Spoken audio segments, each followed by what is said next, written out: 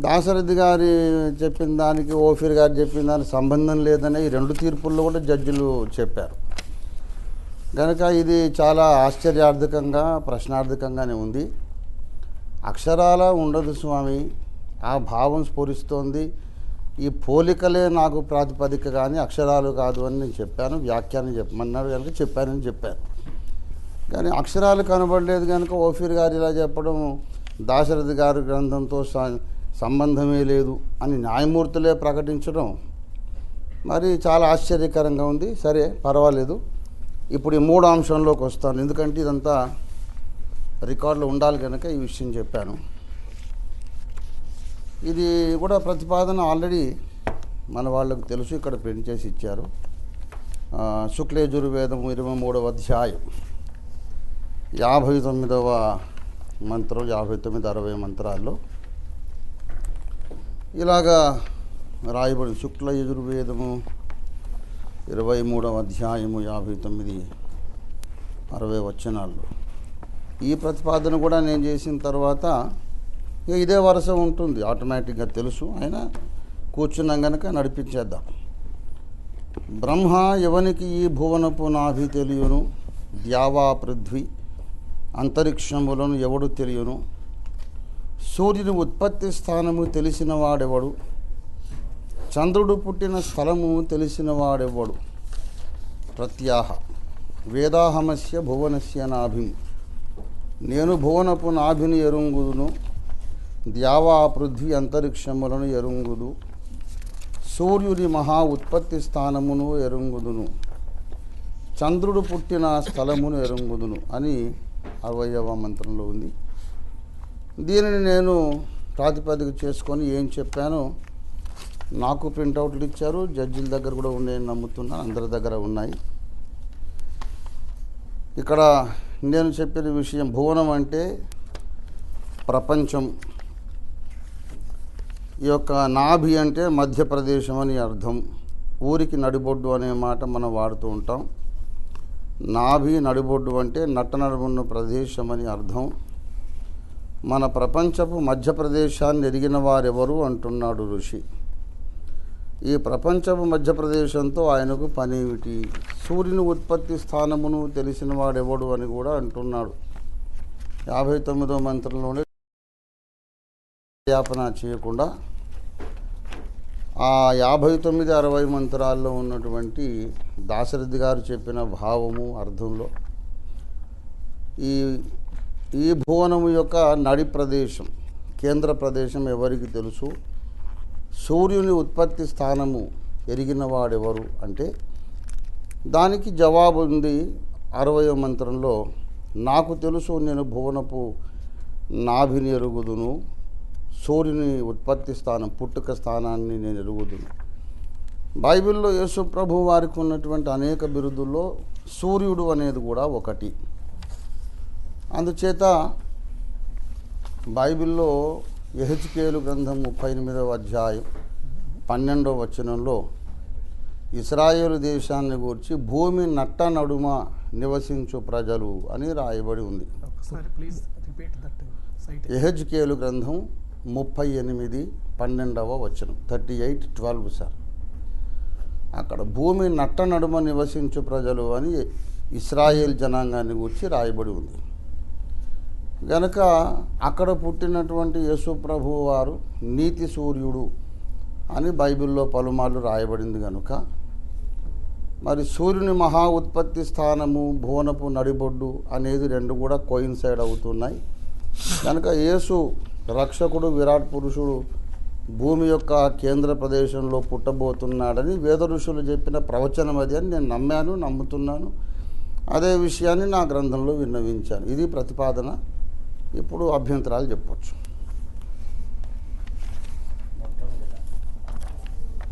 మీ అనుమతి అయితే ఇందాక వారు చెబుతూ పూర్వం వారు మాట్లాడినప్పుడు ఏముందండి పుస్తకంలో బ్లాక్ అండ్ వైట్ అక్షరాలే కదా, ఈ అక్షరాలు చదివితే ఎవరికీ అర్థం కావు, దీనికి మళ్ళీ విశేషజ్ఞులు ఇవన్నీ అవసరమా అనే మాట అన్నారు.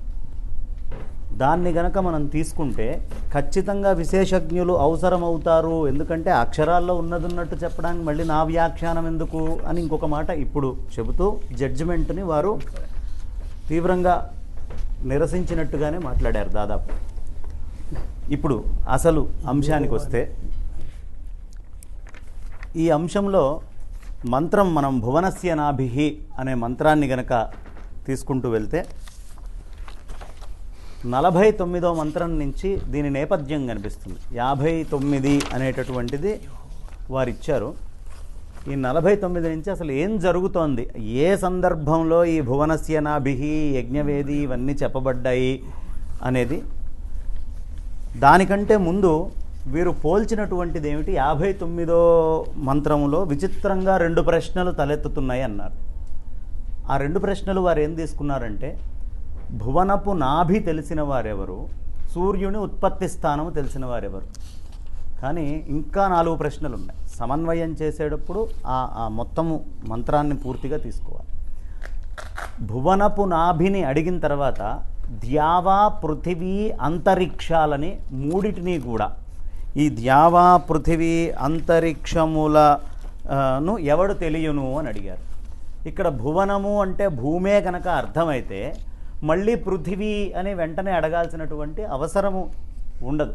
ఇది మొత్తము బ్రహ్మాండాలని వివరిస్తూ మాట్లాడుతున్నటువంటి సందర్భం. ప్రకృతిని చూపిస్తున్నారు అక్కడ. ప్రకృతిలో అయ్యా మీకు ఈ భువనపు నాభి తెలుసా, ద్యావా, పృథివీ, అంతరిక్షాలు తెలుసా, సూర్యుడు ఉత్పత్తి స్థానం తెలుసా, చంద్రుడు పుట్టిన స్థలము తెలిసిన వాడెవ్వడు. ఇప్పుడు చంద్రుడు పుట్టిన స్థలము తెలిసిన వాడెవ్వడు అనేది కూడా ఈ మంత్రంలోనే ఉంది. ఇక్కడ వారికి యోగ్యంగా బైబిల్లో సూర్యుడు పుట్టినటువంటి అనేటటువంటి ఒక మాటను తీసేసుకొని, భువనస్య నాభిః అనేటటువంటి 2వ మాటను తీసేసుకొని ఒక పర్టికులర్ ఫ్రేము వారు అనుకున్నది వారు ఏర్పాటు చేశారు. మరి ఆ చంద్రుని పుట్టిన స్థలము, ద్యావా, పృథివీ, అంతరిక్షాల గురించి కూడా వ్యాఖ్యానం పూర్తిగా రాసుంటే చక్కగా ఉండేది. ఇంకా ఇందులో ప్రధానంగా ఈ ఉద్గాత అనే ఆయన, మీరు మొదటి నుంచి 49 నుంచి తీసుకుంటూ వెళ్తే ఈ 49 నుంచి వీళ్ళ చర్చలో స్పర్ధతోటి మొదలైనట్టుగా ఉంటుంది. స్పర్ధతోటి మొదలై ఒకళ్ళకొకళ్ళు ప్రశ్నించుకుంటున్నట్టు, మాట్లాడుకుంటున్నట్టుగా అలా సాగుతూ అనేకమైన ప్రశ్నలు, ఒక ప్రశ్న కాదు రకరకాలైనటువంటి ప్రశ్నలు వేస్తూ ఆ ఉద్గాత, ప్రత్యాహ, అధ్వర్యు, హోత వీళ్ళందరూ కూడా మాట్లాడుకుంటున్నారు. ఇందాక చెప్పినటువంటి యజ్ఞవాటిక పరిస్థితే ఇది కూడా. యజ్ఞవాటికలో కూర్చొని మాట్లాడుకునేటటువంటి పరిస్థితి. అక్కడ ఉద్గాత బ్రహ్మాణం పృచ్ఛతి, బ్రహ్మ ఈ భువనపు నాభి ఎవనికి తెలియను అని ఉద్గాత అడుగుతున్నాడు బ్రహ్మని.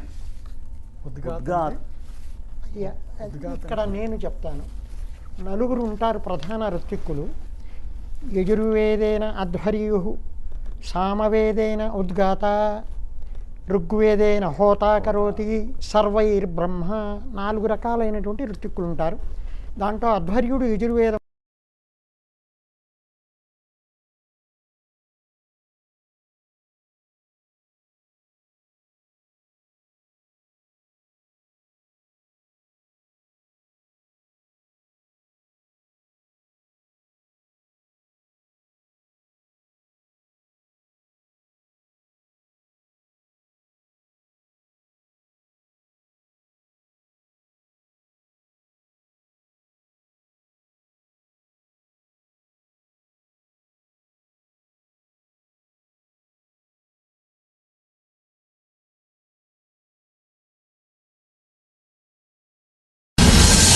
భారత్ టుడే, భారతీయుల హృదయ స్పందన.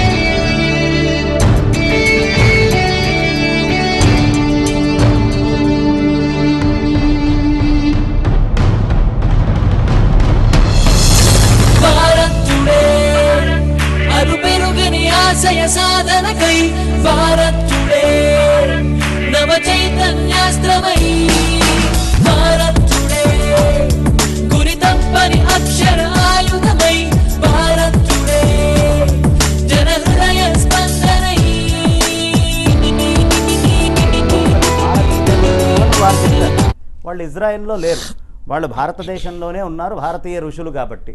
అక్కడ వాళ్ళు స్పష్టంగా ఈ వేదియే అంటే ఈ వేదిక అని అక్కడ చూపిస్తున్నారు వాళ్ళు. ఈ వేదిక తర్వాత ఈ యజ్ఞమే భువనానికి నాభి అని చెప్తున్నారు. ఇక్కడ ఇజ్రాయెల్ అనే ప్రస్తావన వచ్చేటటువంటి అవకాశం ఏ విధంగా లేదు. తర్వాత భువనస్య నాభి అంటే భూమికి నట్ట నడుమ అని బైబిల్లో ఉంటే ఉండుండొచ్చు, కానీ వాస్తవానికి భూమికి నడిబొడ్డు అనేది ఎలా కొలవాలి? అది ఒక గోళాకారంలో ఉంటుంది. ఇప్పుడు బైబిల్లో చెప్పినట్టుగా చేపపరుపుగా ఉండదు, అది ఒక గోళాకారంలో ఉంటుంది. ఈ గోళాకారంలో ఎక్కడి నుంచి ఎక్కడికి కొలుచుకుంటూ మీరు నాభిని చూపిస్తారు, ఫలానా చోట నుంచి ఫలానా చోట కొలవండి ఈ భూమిని అని ఎక్కడైనా ఎవరైనా చెప్పగలరా నిర్దుష్టంగా? కాబట్టి ఈ భువనపు నాభిని ఎలా నిర్ణయించారు? అక్కడ ఉంటే ఉండుండొచ్చు, ఆ ఇజ్రాయెల్ భూమి మధ్యలో అనే పదంగా అయ్యి ఉండొచ్చు. కాబట్టి నాకు బైబిల్ తోటి ప్రస్తుతం సంబంధం లేదు. ఇక్కడ భువనపు నాభి అనేటటువంటి మంత్రానికి మాత్రము ఇజ్రాయెలు అనే అర్థం రాదు. ప్రత్యక్షంగా ఈ యజ్ఞ వేదిక, ఈ యజ్ఞమే భువనానికి ఆధారము అని చెప్పి సమస్తమైన దేవతల్ని అక్కడ వాళ్ళు ఆవాహన చేసి కూర్చోబెట్టి చేస్తూ అందరికీ అగ్నిముఖంగా పంపిస్తారు. కాబట్టి భువనంలో ఉండే దేవతాశక్తులన్నిటికీ ఆధారం కాబట్టి ఈ యజ్ఞవాటికే భువనపు నాభి అని స్పష్టంగా అక్కడ వాళ్ళు తెలియపరచడం జరుగుతోంది. ఆ తర్వాత పూర్తిగా మిగతాదంతా కూడా ఏ విధంగానూ ఇక్కడ సంబంధం కుదరట్లేదు. వారు చెప్పింది ఇక్కడ ఎక్కడా ఎటు నుంచి ఎటు పొసగట్లేదు. ఇంకా విషయం ఏమిటంటే దాశరథి రంగాచార్య గారు కానీ వేద ఋషి కానీ బ్రహ్మ ఈ భువనపు నాభి ఎవరికి తెలియను, సూర్యుని ఉత్పత్తి స్థానం ఎవరికి తెలియను అని 2 ప్రశ్నలు. దీంట్లో భువనపు నాభిలో సూర్యుడు పుడతాడు అనే మాట కూడా లేదు ఎక్కడ. కాబట్టి ఆ మాట కూడా లేనిదే, అది కూడా స్వకపోల కల్పితమే. కాబట్టి ఇప్పుడు దీన్ని వారు స్పష్టంగా ఎలా అనేటటువంటిది రుజువు చేయాల్సిన చెప్పొచ్చండి. ఎస్ ఎస్ మొట్టమొదటి విషయం, భువనపు నాభి ఎవనికి తెలియను, ద్యులోకము, ద్యావా పృథ్వీ, అంతరిక్షము అనేవన్నీ అన్నిటినీ కూడా మనం వివరించాలి. ఆ ఒక్క సూర్యుని ఉత్పత్తి మాత్రమే కాదు అన్నారు మా ప్రతివాది. వాస్తవానికి అవన్నీ కూడా అన్వయింపులు నేను చెబుతాను, మీకు కూర్చునే ఓపిక ఉంటే అని నేను ఇంతకుముందే చెప్పాను, మళ్ళీ చెప్తున్నాను. విషయాన్ని తొందరగా చేరుకోవడానికి ఎన్నో విషయాలు గ్రంథంలో నేను చెప్పకుండా వదిలేశాను. ఆ మ్యాటర్ ఉంది. చంద్రుడు అంటే క్రీస్తు ప్రభువు వారు సూర్యుడు, ఆయన ముఖ ప్రకాశంతో ప్రకాశించే భక్త సమాజం చంద్రబింబంతో పోల్చబడింది. ఇది సాదృశ్య పరిభాష, అలంకార భాషలో బైబిల్లో ఈ సంగతి చెప్పబడింది. అలాగే అంతరిక్షం అంటే సూర్యచంద్ర నక్షత్రాదులు ఉండే అవన్నీ భక్త సమాజానికి చెప్పబడ్డ పోలికలే. యౌగికార్థంలో సూర్యుడు అక్కడే పుట్టాడు సెంటర్లో, తర్వాత నక్షత్ర మండల నక్షత్రాలంటే భక్త సమాజం, చంద్రుడు అంటే కూడా క్రీస్తు సంఘం, ఇవన్నీ బైబిల్లో ఉన్నటువంటి విషయాలు. వాటిని అక్కడ మేము అన్వయించుకున్నాం. ఇప్పుడు భూలోకానికి నడిబొడ్డు అనేది ఎలా చెప్తావు అనే మాట అడుగుతూ మా ప్రతివాది ఒక మాట అన్నారు, బైబిల్లో చెప్పబడినట్లు చాప పరుపుగా ఉండదు అన్నారు. బైబిల్లో మరి చాప పరుపులాగా ఉన్నది భూమి అని ఎక్కడుందో నాకైతే కనబడలేదండి. 125 సార్లు చదివాను. బైబిల్లో కూడా బైబిల్లో భూమి బల్ల పరుపుగా ఉందని ఉన్నదనే సంగతి కొంతమంది ప్రచారం చేశారు తప్ప బైబిల్లో లేదు. ద సర్కిల్ ఆఫ్ ఎర్త్ అనే ఉంది బైబిల్లో. బైబిల్స్ చాలా ఉన్నాయట కదా, ఏ బైబిల్లో కూడా లేదండి, అది ఏ బైబిల్లో కూడా లేదు. సరే, ఇంతకు మరి గోళాకారంగా ఉన్న దానిని ఎలాగ దాని సెంటర్ కనిపెడతారన్నారు. ప్రపంచ పటం తీసుకొని ప్రపంచ పటంలో ఇటు ఎక్స్ట్రీమ్ వెస్ట్, ఎక్స్ట్రీమ్ ఈస్ట్ అంతవరకు పటం ఉంటుంది కదా, దాన్ని మధ్యలోకి మడిచి మళ్ళీ అడ్డంగా మధ్యలోకి మడిస్తే ప్లస్ ఆకారంలో గీత వస్తుంది. నివాసయోగ్యమైన భూమి నేల భాగము నిలువుగా అడ్డంగా మధ్యలో గీతలు గీస్తే ఆ 2 గీతలు కలిసే చోటు నాభి అని నేను అర్థం చేసుకున్నాను. అక్కడ పుట్టిన యేసు ప్రభు వారికి సూర్యుడు అనే భావం బైబిల్లో ఉంది, ఆ లక్షణాలు ఉన్నాయి. అక్కడ ఆయన సంఘం చంద్రబింబము, మిగతావన్నీ అన్వయింపులుగా ఉన్నాయి. అందుచేత మరి ఆ మిగతా వివరాలు కూడా ఉన్నాయండి. అది క్రీస్తు ప్రభువుకి ఆయన సంఘానికి అన్వయించేటట్లుగా ఉన్నాయి. మళ్ళీ చెబుతున్నాను ఏంటంటే అక్కడ చెప్పబడినటువంటి విషయానికి బైబిల్లోని విషయానికి నాకు సిమిలారిటీస్ కనబడ్డాయి కనుక నేను వ్యాఖ్యానం చెప్పుకున్నాను. అది కాదు అనడానికి క్రషింగ్ ఎవిడెన్స్ ఏముంది? అసలు కాదని ఎలాగంటారు? అది నాకు అలాగ తోచింది కనుక అది నా జవాబు అండి. అంటే నేను ఇంకా స్పష్టంగా అడిగాను వారిని, అక్కడ ఎక్కడ సూర్యుడు భూమిలో పుడతాడు అనేటటువంటి మాట లేదు. ఎక్కడ భువనపు నాభి ఎవరికి తెలియను, సూర్యుని ఉత్పత్తి స్థానం ఎవరికి తెలియను. ఈ రెండు ప్రశ్నల్లో సూర్యుడు భువనపు నాభిలో పుడతాడు అని లేదు. దానికి ఇంకా సూర్యుడు భువనపు నాభిలో పుడతాడు అని లేదు. కానీ నీకు తెలిసిన విషయాలు, ఇది ఎవరికి తెలుసు అని అడుగుతున్న విషయాలలో సూర్యుని ఉత్పత్తి స్థానం ఎవరికి తెలుసు, తర్వాత ఈ భువనపు నాభి ఎవరికి తెలుసు, ఈ రెండు ప్రశ్నలు అడిగారు. ఈ రెండూ నాకు తెలుసు అని ఆయన సమాధానం చెబుతున్నాడు కనుక ఆ రెండు కోయిన్సైడ్ అని, భూమధ్య ప్రదేశం అనేదిను సూర్యుడిగా పిలువబడే క్రీస్తు పుట్టడం రెండు కూడా కోయిన్సైడ్ అయినా కనుక నేను అదే ఇది అనుకున్నానండి. అది నా అభిప్రాయం, నా నమ్మకం. అంటే వారి అభిప్రాయమే తప్ప మూల గ్రంథాల్లో ఎక్కడ దాశరథి రంగాచార్య గారు చెప్పిన దాంట్లో ఎక్కడ స్పష్టంగా ఇది అని వారు రాయలేదు. ఇలా పుడతారు అని కానీ, ఎందుకండి ఇలా పుడతారు అని కానీ ఎక్కడ వారిచే అది రచింపబడలేదు. తర్వాత ఎవరికి తెలుసు అంటే ప్రత్యాహకి తెలుసు అని ఇందులో చెప్పబడుతోంది. ఈ ప్రశ్నలో ఇక్కడ ఉద్గాత బ్రహ్మాండం పృచ్ఛతి అన్న తర్వాత ఇక్కడ ఇదిగో ఉద్గాతకే తెలుసయ్యా అని ఉద్గాత చక్కగా ఆ విధంగా చెప్పుకుంటూ వెళ్తున్నాడు. దానికి మనకి ఆ ప్రత్యాహలో మొత్తం బ్రహ్మ చెప్పేటటువంటి విషయాలు. బ్రహ్మ అంటే మళ్ళీ ఇక్కడ యజ్ఞవాటికలో ఉన్న బ్రహ్మ. ఇక్కడ తెలియాల్సినటువంటి విషయం ఏమిటంటే ఈ ముగ్గురు మీద ఉండేటటువంటి యజ్ఞవాటికలో ఉన్నటువంటి బ్రహ్మ. హెడ్ ఆఫ్ ది టీమ్ ఇది అనే ప్రశ్న కూడా నేను అడిగా. మరొక విషయం సార్, ఈ యజ్ఞవేదికే అనే సమాధానం కూడా నేను ఒక ప్రశ్నగా అడిగాను. ఈ అనే పదం అక్కడ బ్రహ్మ వాడాడు. ఇగో ఈ యజ్ఞవేదికే, ఇదిగో ఇదే ఈ ప్రదేశమే అని స్పష్టంగా చూపిస్తూ దాన్ని అక్కడ చెప్పడం జరిగింది. ఈ అని చెప్పేటటువంటిది ఈయన భారతీయ ఋషులు అని ఒప్పుకున్నారు కాబట్టి, భారతీయ ఋషులు ఈ అని దర్శించి చూపిస్తున్నారు కాబట్టి అదే అని స్పష్టంగా అక్కడ కనిపిస్తోంది. యజ్ఞవేదిక సందర్భాన్ని మనం చూస్తూ వెళ్తుంటే మొత్తం పోలికను కనుక మనం తీసుకొని వెళ్తే మొదటి నుంచి ఆ యజ్ఞవాటిక యొక్క పూర్తి సిచ్యువేషన్ మనకు స్పష్టంగా కనిపిస్తోంది. వాళ్ళు అందులో నాకు తెలుసు అని చెప్పిన వాళ్ళు ఏమని తెలుస్తుందని చెప్పారు అంటే 60వ మంత్రంలో ఆయన అర్థం ఉంది, దీనికి చెప్పేశారు అన్నారు, సమాధానం చెప్పారన్నారు. 60వ మంత్రంలో సమాధానం కనిపించలేదు. పైపెచ్చు ఈ యజ్ఞవేదే అని వేసినటువంటి దానికి ఇంకా వారు స్పష్టమైన సమాధానం దానికి చెప్పలేదు. నేను చెప్తున్నానండి. ఏంటి ప్రత్యాహ అంటే? ప్రత్యాహ అంటే తిరిగి సమాధానం ప్రతిఆహ సమాధానం. ఉద్గాతకి బ్రహ్మ సమాధానం చెప్తున్నాడు. జవాబు. బ్రహ్మ అంటే యజ్ఞవేదికలో బ్రహ్మ అని సమాధానం చెప్పొచ్చండి. ఇప్పుడు చెప్పండి. ఇప్పుడు మనం చదువుకుంటున్నది 59, 60 మంత్రాలండి. అదే అధ్యాయం 23వ అధ్యాయంలో 17 మంత్రంలో పూర్వము అగ్నియే పశువై ఉండెను, దేవతలు అగ్ని పశువుతోనే యజ్ఞము చేసినారు. వాయువు పశువై ఉండెను, దేవతలు వాయు పశువుతోనే యజ్ఞము చేసినారు.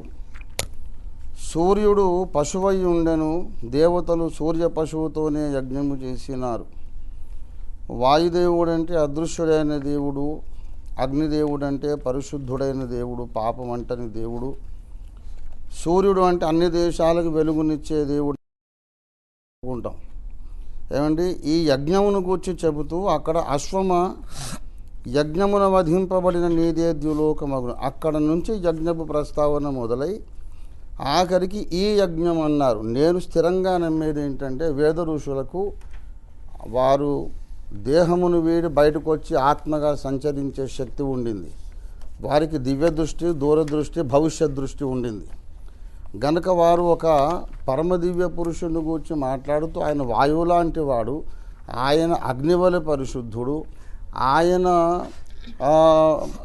అగ్నిదేవుడు, వాయుదేవుడు, సూర్యదేవుడు, ఆయన పూర్వం వధించబడ్డాడు, మళ్ళీ ఇప్పుడు యజ్ఞం జరుగుతోంది. వారు ప్రవచన రీతిగా భవిష్యత్తులో అగ్ని వంటి దేవుడు, తర్వాత సూర్యుని వంటి దేవుడు, వాయువు లాంటి దేవుడు బలి కాబోతున్న దాన్ని ప్రవచనంగా వారు దృష్టించి దివ్య దృష్టితో వారు ఈ యజ్ఞము అన్నారంటే వారు కాలములో ప్రయాణించేవారు, టైం ట్రావెల్ చేసే మహత్తర శక్తి సంపన్నులు వాళ్ళు. కనుక వాళ్ళు ఆ లోకపు మధ్యలో జరుగుతున్న శిల్వ యజ్ఞాన్ని కూర్చే వాళ్ళు చూశారని నేను నమ్ముతున్నాను. That's my faith. ఇంకొక పెద్ద ప్రతిపాదన చేశారు. వాళ్ళు శరీరాన్ని వదిలిపెట్టి సూక్ష్మ రూపంలో వెళ్ళి అక్కడ కూర్చొని కూడా, అది కూడా ఎక్కడా లేదు. దాశరథి రంగాచార్య గారి భాష్యము వేదములో ప్రమాణంగా ఇది ఎక్కడా చెప్పబడలేదు. ఫలానా ఇజ్రాయెల్లో యజ్ఞం చేయబడ్డదని చెప్పబడలేదు. దాశరథి రంగాచార్య గారు చెప్పిన దానికి కానీ, ఎక్కడ వేదంలో చెప్పిన దానికి కానీ వారు చెప్తున్నది పొసగట్లేదు, సమన్వయం కావట్లేదు, అసంబద్ధంగానే ఉంది. పొసగట్లేదని వారి అభిప్రాయం కావచ్చు న్యాయమూర్తులు గారు, వారి యొక్క అభిప్రాయం కావచ్చు, కానీ పొసుగుతున్నది అని మేము అనుకున్నాము. ఏమండి, వ్యాఖ్యానం అది రుజువు చేయాలి. ఆధారం ఎక్కడ రుజువు ఎలాగా? ఇలా సూక్ష్మ రూపంతో వెళ్ళి అక్కడ కూర్చొని చేశారు మహర్షులు ఏది పడితే అది చెప్తే ఎలా? దాన్ని చెప్పేదానికి ఏది పడితే ఒక ఆధారము, వాళ్ళు మాట్లాడే ప్రతి మాటకి అవసరమైనటువంటి అక్షరాన్ని అక్కడ ప్రజెంట్ చేసేట్టు ఉండాలి. దాశరథి గారు భాష్యం రాసిన దాకా నాకు ఏమీ తెలియదు అని చెప్పారు. వేద ఋషుల యొక్క పరిపూర్ణ స్వరూప స్వభావాలు అంతకు ముందే తెలిస్తే 20 ఏళ్ళు వారు తపనగా కూర్చోక్కర్లేదు. వారు రాసిన దాంట్లో వారు చెప్పని అంశాలు అనేకం చెప్తున్నారు. అంటే ఇప్పుడు ఆ మూలమైన వేద ఋషులవి వేరే ఏం గ్రంథాలు చదివారు, ఎక్కడి నుంచి ఆధారం తీసుకున్నారు, ఎక్కడి నుంచి దాన్ని ప్రొడ్యూస్ చేస్తున్నారు? నేను నా మనసులో ఇది తోచింది చెప్తున్నా అంటే కాదుగా. ఆధారం కనీసం దానికైనా ఇవ్వాలి. ఎక్కడ వేద ఋషులు శరీరాన్ని దాటి వదిలిపెట్టి ఫలానా చోటికి వెళ్ళి యజ్ఞం చేశారు అనే విషయాన్నైనా ప్రతిపాదన చేయాలి, స్పష్టంగా చేయాలి, ఆధారపూర్వకంగా చేయాలి. నిరాధారంగా నేను అనుకుంటున్నాను, నా అభిప్రాయం అంటే మాత్రం వేదం అంగీకరించదు. ఏమండి, ఇప్పుడు వేద ఋషులు యజ్ఞం చేశారు అని కాదు, వారు దివ్య దృష్టితో చూశారు జరగబోతున్న యజ్ఞం. శిలవ యజ్ఞం అనేది జరిగింది, బైబిల్ చెబుతూ. ఆయన బలికర్మకాండ, ఆయన మీ అపరాధ పరిహారార్థం నేను బలిగా అర్పించుకుంటున్నానని యేసుప్రభు వారు చెప్పారు. అది యజ్ఞమే, జరగబోతున్న దాన్ని వాళ్ళు చూశారు అని అన్నాను. ఇంకోటి ఏంటంటే మహర్షులకు ఉండినటువంటి అతీత శక్తుల విషయం అనేది మొత్తం భారతీయ సమాజం అంతా ఒప్పుకున్న విషయం. అది మహర్షులకు అతీత శక్తులు ఉన్నాయనే సంగతి, దూరదృష్టి దివ్య దృష్టి ఉందని అందరూ ఒప్పుకుంటున్నారు. అది ఇక్కడ ఆయన చెప్పలేదనే సంగతి మనం ప్రస్తావించనక్కర్లేదు. చిన్న సూచన ఉంది సార్ మీకు డయస్కి. నేను చెప్పనా, నేనంటే వీరు ఎక్కడి నుంచి కలెక్ట్ చేసుకున్నది కానీ తాను లాజికల్గా డెరైవ్ చేసింది కానివ్వండి, రంగాచార్యులు వారి గ్రంథంలో ఏదో ఒక స్టేట్మెంట్స్, ఏం వర్డ్స్ లేకపోయినా మీనింగ్ కంటెంట్ అనేటువంటిది రిఫర్ అవ్వాలి. బైబిల్లో ఏమేమి చెప్పినవి అనేది మన పరిశీలన కాదు. బైబిల్లో చెప్పనివ్వండి, బైబిల్లో చెప్పిన దానికి వీరు అర్థం చెప్పనివ్వండి. వారు వెల్లడించినటువంటి వాటికి రంగాచార్యులు రిఫరెన్స్ చూపించడం అనేది మన కంటెంట్. ఆ మెయిన్ నియమం అది, ఆ నియమం ఉల్లంఘన జరగకూడదు. సార్ ఒక విషయం సార్, రంగాచార్యుల వారు చెప్పిన విషయాలకు బైబిల్లో ఉన్న విషయాలకు పోలిక చెప్పడమే నేను చేసిన పని. అది ఎప్పుడైనా చేస్తాను అంటున్నాను. అంతేగాని రంగాచార్యుల వారు నువ్వు అన్న మాట ఎక్కడన్నారు అంటే, నేనన్న మాట ఆయన అని ఉంటే నేను పుస్తకం రాయడం ఎందుకు, ఈ చర్చ ఎందుకండి? రంగాచార్యులు గారి అభిప్రాయాన్ని తీసుకొని మీ బైబిల్లో వ్యాఖ్యానాలు చదివి మీరు ఒక వ్యాఖ్యానం చేశారు. అదే చెబుతున్నా మొదటి నుంచి. అయితే రంగాచార్యుల వారు ఈ మాట అనలేదు కదా అంటే, వారు ఆ మాట అని ఉంటే నేను పుస్తకం ఎందుకు రాస్తాను, ఈ డిస్కషన్ ఎందుకు? ఇప్పుడు నేను ఈ వేదియే అని అడిగినప్పుడు వారు సూక్ష్మ రూపంలో అక్కడికి వెళ్ళారు.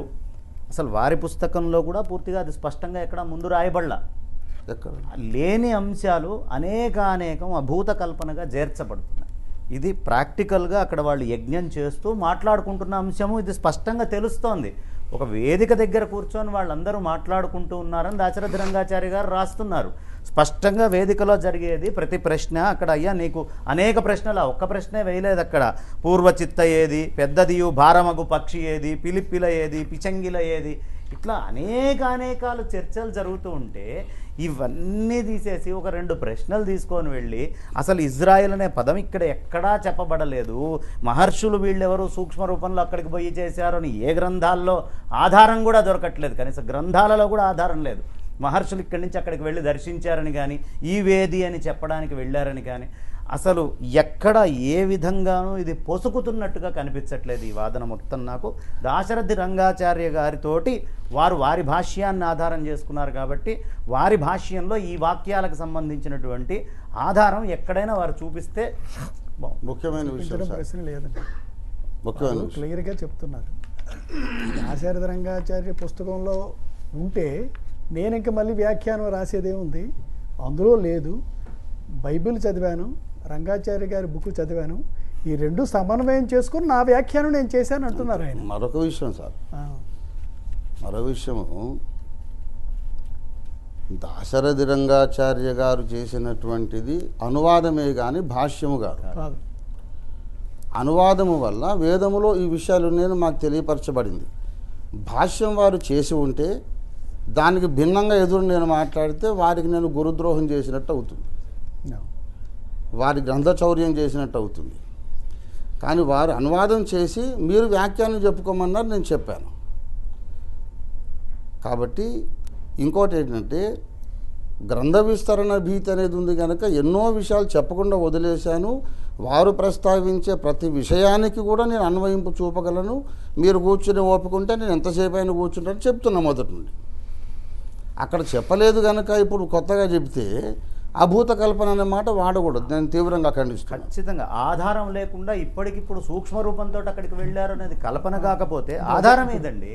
ఆధారం లేనిది కల్పనే అవుతుంది. భవిష్యత్తును వాళ్ళు చూడగలరా, దాన్ని వారు ఒప్పుకోవట్లేదా? మరి పోని మహర్షులు భవిష్యత్తును దర్శించగలరని మీరు ఒప్పుకోవటం లేదా అని నేను వారిని అడుగుతున్నా. దానికి అది బాగానే చెప్పారు. ఇప్పుడు దానికి ఏదన్నా ఒకటి ఉదాహరణగా మాకు కొంచెం ఏదైనా చెప్పగలరా? అందుకని ఏది ఉదాహరణ అండి? ఒక అంశాన్ని గురించి ఇదిగో పలానా గ్రంథంలో ఈ విధంగా ఉంది, దాన్ని ఆధారం చేసుకొని నేను వ్యాఖ్యానం చేశాను అని. ఇప్పుడు ప్రస్తుతమందు లేనిది దూరమందు ఉన్నది కానీ వేరే కాలంలో ఉన్నది కానీ అన్నీ చూడగలిగిన వాళ్ళే మహర్షులండి. అసలు ఇప్పుడు ధృతరాష్ట్రుడికి కురుక్షేత్ర సంగ్రామం అంతా చూపించారు ఏమండి, ఆయన అక్కడ లేడు. అలాంటి అతీత శక్తులు ఎన్నో మన మహర్షులకు ఉండవండి ఏమండి. ఆయన అంధుడు, ఆ టైం కల్లా చూశాడు. శ్రీకృష్ణుల వారి అవతారం ఆయన విశ్వరూపాన్ని చూశాక ఇంకా నాకు అక్కర్లేదు ఈ దృష్టి అన్నారు ఆయన. ఇప్పుడు భగవంతుడు ఉన్నాడు, మహర్షులు ఉన్నారు, దైవశక్తులు ఉన్నాయి అనుకున్నాక ఏదైనా జరుగుతుంది. దానికి పరిమితులు మనం ఎట్లా పెడతామండి? యాక్చువల్గా మన వేదిక పరిమితికి అవతలకి వెళ్ళిపోయినామని జై శ్రీమన్నారాయణ. మీరు ఒకసారి గమనించండి. ఒక రెండు విషయాలు మాట్లాడచ్చునా? ఓకే, ఇప్పుడు ఇది విన్న తరువాత ఐ థింక్ మనం ఈ 3 విషయాలే కాకుండా ఇంకొక 3 విషయాల్లో ఇంకో 30 విషయాలు మాట్లాడినా ఇదే క్రమం సాగుతుంది అనేటటువంటిది మా అభిప్రాయం. With all due respects to the chair, ఇందులో ఇక్కడ కొన్ని విషయాలని మేము స్పష్టం చేస్తే బాగుంటుంది అని అనుకుంటున్నాం. అంటే మేము కూడా ఇక్కడ ఉన్నాం కనుక కొన్ని విషయాల్ని వాది ప్రతివాదిగా ఉండేటటువంటి శ్రీమాన్ ఓఫీర్ గారికి, శ్రీమాన్ బంగారయ్య శర్మ గారికి, అలాగే విషయాన్ని నిర్ణయం చేయడానికి విచ్చేసినటువంటి న్యాయమూర్తులకి, అలానే మిగిలినటువంటి మన సోదరులకు కూడా. అందులో మొట్టమొదటిది పోలిక అనే ఒక మాటని మనం చాలాసార్లు మనం వింటున్నాం. ఇప్పుడు శ్రీమాన్ అద్దంకి ఓఫీర్ గారు ఈ గ్రంథాలని రాయడం ఆరంభించడానికి వారి యొక్క అభిప్రాయాన్ని చాలా చక్కగా చెప్పారు. ఈ దేశంలో ఉండేటటువంటి వ్యక్తులు పరస్పరం కలిసి ఉండి అందరూ ఒక భావంతో ఉండగలిగితే దేశం బాగుపడుతుంది, చక్కగా ప్రజలంతా సుఖంగా ఉంటారనే భావంతో నేను ఈ కార్యాన్ని ఆరంభం చేశాను అనేది వారి యొక్క ప్రారంభపు మాట. దానికి మేము సర్వాత్మన మా యొక్క అంగీకారాన్ని తెలియచేస్తున్నాం. అందరూ కలిసి ఉండడం అనేటటువంటిది ఎప్పుడూ అందరూ కూడా కాంక్షించాల్సినటువంటి అంశం, దాంట్లో ఏం సందేహం లేదు. ఇలా అందరూ కలిసి ఉండాలి అని మనం అనుకున్నప్పుడు అందరి భావాల్ని మనం గౌరవించగలిగినప్పుడే అందరూ కలిసి ఉండడం అనేది తటస్థిస్తుందే తప్ప ఒక భావాన్ని మరొకరి మీద మనం ఆరోపించడం ద్వారా అది సాధ్యం కాదు. చెయ్యి, కాలు, కన్ను, ముక్కు వివిధ భాగాలు కలిస్తే ఒక ఆకృతి అయితే, సమాజంలో ఉండేటటువంటి వివిధ మతాలు కావచ్చు, వివిధమైనటువంటి వర్గాలు కావచ్చు, వారి వారి అస్తిత్వాన్ని నిలుపుకుంటూ పక్కవారితోటి గౌరవంతో జీవించగలిగినప్పుడు సహజీవనం, సుఖజీవనం ఇవి రెండు కూడా సాధ్యమవుతాయి. ఇక మత సంబంధమైనటువంటి విషయానికి వచ్చినప్పుడు ఇది పూర్తి విశ్వాసానికి సంబంధించినటువంటి అంశం. ఇది ప్రత్యక్ష ప్రమాణానికి అందేటటువంటి విషయం కాదు. విశేషించి దైవాన్ని గురించి మనం ప్రస్తావన చేసేటప్పుడు, లేక ఈ జగత్తు యొక్క సృష్టి స్థితి ఇలాంటి కార్యాల గురించి మనం ప్రస్తావన చేసేటప్పుడు ఇది మనం చూసి చేయగలిగింది కాదు. మహర్షులకి అట్లాంటి శక్తి ఉండి ఉండొచ్చును. ప్రస్తుతం మనకైతే అట్లాంటి శక్తి లేదు కనుక మనం దాన్ని చూసి ఇది ఇలా అయి ఉండొచ్చును అని అనుకోవడానికి అవకాశం లేదు. విశ్వాసానికి సంబంధించి, మతానికి సంబంధించి, విశ్వ రహస్యాలను గురించి మనం ప్రస్తావన చేసేటప్పుడు ఆ విశ్వాసానికి మూలాధారాలుగా ఉండేటటువంటి వాటి మీద మనం చెయ్యి పెడితే అది ఎంతోమంది యొక్క సెంటిమెంట్స్ని మనం కించపరచడము, బాధ పెట్టడము అవుతుంది. మన దేశం మనందరికీ కూడా వారి వారి యొక్క భావాలను వ్యక్తం చేసే స్వాతంత్ర్యాన్ని ఇచ్చింది. కానీ దానికి కూడా ఒక హద్దు ఉంది. ఇందాక మనం చాలాసార్లు ప్రొద్దున్న మనం మొదటి 2 సెషన్స్లో కూర్చున్నప్పుడు కూడా వ్యాఖ్యానాన్ని గురించి మనం చాలాసార్లు మాట్లాడుతున్నాం. దాశరథి గారు వ్యాఖ్యానించే అధికారం ఇచ్చారు కనుక మనం వ్యాఖ్యానిస్తున్నాము అనేది మనం అనుకుంటున్నాం. వ్యాఖ్యానం అనగానే దానికి కొన్ని లక్షణాలు ఉన్నాయి. పదచ్ఛేద, పదార్థోక్తి, విగ్రహ, వాక్యయోజన, ఆక్షేపస్య సమాధానం అని 5 లక్షణాలు ఉంటేనే దాన్ని వ్యాఖ్యానము అని అంటాం తప్ప ఈ 5 దాటి ప్రవర్తించేదాన్ని వ్యాఖ్యానము అని మనం అనం. అంటే వ్యాఖ్యానంలో మూలం ఏదుందో ఆ మూలంలో ఉండేటటువంటి పదములను విడదీయాలి, పదములకి అర్థం చెప్పాలి. ఆ అర్థం అలానే ఎందుకు చెప్పాల్సి వచ్చిందో దానికి విగ్రహం అంటారు. సో డిరైవేషన్, దాన్ని మనం చెప్పాల్సి ఉంటుంది. వాటన్నిటిని కలిపి ఒక వాక్యంగా దానికి తగినటువంటి వివరణ ఇవ్వాల్సి వస్తుంది. దానిపైన వచ్చే ఆక్షేపణలకి సమాధానాలు చెప్పడమే తప్ప బయట నుంచి ఏదో తెచ్చి దాని మీద ఇంపోజ్ చేయడం అనేటటువంటిది వ్యాఖ్యానము అని అనిపించుకొనదు. సో దాశరథి వారు వ్యాఖ్యానించడానికి మనకి అవకాశం ఇచ్చినా ఈ పరిమితికి లోబడే మనం వ్యాఖ్యానించాలి తప్ప దాటి వ్యాఖ్యానించడం అనేది సబబు కాదు. ఇక అలౌకికమైన విషయాల గురించి మనం ప్రస్తావన చేసేటప్పుడు అంటే ఆత్మ, పరమాత్మ, మనస్సు, భావము ఇవన్నీ మనకి అలౌకికమైనవి. విశ్వ రహస్యాలు కూడా అలౌకికమైనవి. వీటి గురించి మనం ప్రస్తావన చేసేటప్పుడు మన భావాలను వ్యక్తం చేసే స్వాతంత్ర్యం ఉన్నప్పటికీ కూడా వాటిని ఇతరుల భావాల్ని మనం తక్కువ చేసేటట్టుగానో కించపరిచేటట్టుగానో మన భావాన్ని వ్యక్తం చేయడానికి స్వాతంత్ర్యం లేదు మన రాజ్యాంగం ప్రకారం కూడా అని మేము అనుకుంటాం. With all due respects to the chair. Sentiments మీద మనం దెబ్బతీసేటటువంటి స్థితిని మనం ఎప్పుడు కలిగించడానికి అవసరం లేదు, కూడదు కూడా. వేదాల్లాంటి వాటి మీద మనం కామెంట్ చేయాలి అని అనుకున్నప్పుడు అది విశ్వాసానికి, ఒక ప్రమాణానికి, ఒక కాలానికి కూడా ముడిపడ్డటువంటి అంశం కనుక అలాంటి దాని గురించి మాట్లాడేటప్పుడు చాలా జాగ్రత్తగా మాట్లాడాల్సినటువంటి అవసరం ఉంటుంది. ఇక పోలిక అనే దానికి వస్తే ఒక వ్యక్తిని మనం పోల్చేటప్పుడు అతని కంటే ముందున్న వారితో మనం పోల్చచ్చు తప్ప ముందున్న వారిని తర్వాత వాళ్ళతో పోల్చడం అనేటటువంటిది నియమానికి విరుద్ధం. మనవాడిని చూసి తాతగారంత గొప్పవాడు అనొచ్చు, కానీ తాతగారిని పట్టుకొని మీ మనవడంత గొప్పవాడయ్యా అంటే అది ఆయనకి అవమానకరం అవుతుంది. పూర్వకాలానికి సంబంధించినటువంటి అంశాలని మనకు ప్రస్తావించినటువంటి వేదాల్లోని అంశాలను తీసుకుని తర్వాత కాలానికి చెందినటువంటి ఇతరమైనటువంటి దానిని పోల్చాల్సినటువంటి అవసరం అది లేదు. అది వేదంలో చెప్పిన దానికి విరుద్ధంగా సాగినప్పుడు అసలే ఆ ప్రస్తావనే ఏర్పడదు. అందుచేత వీటిని వాటితో పోల్చకూడదు. నేను చెప్పొచ్చు.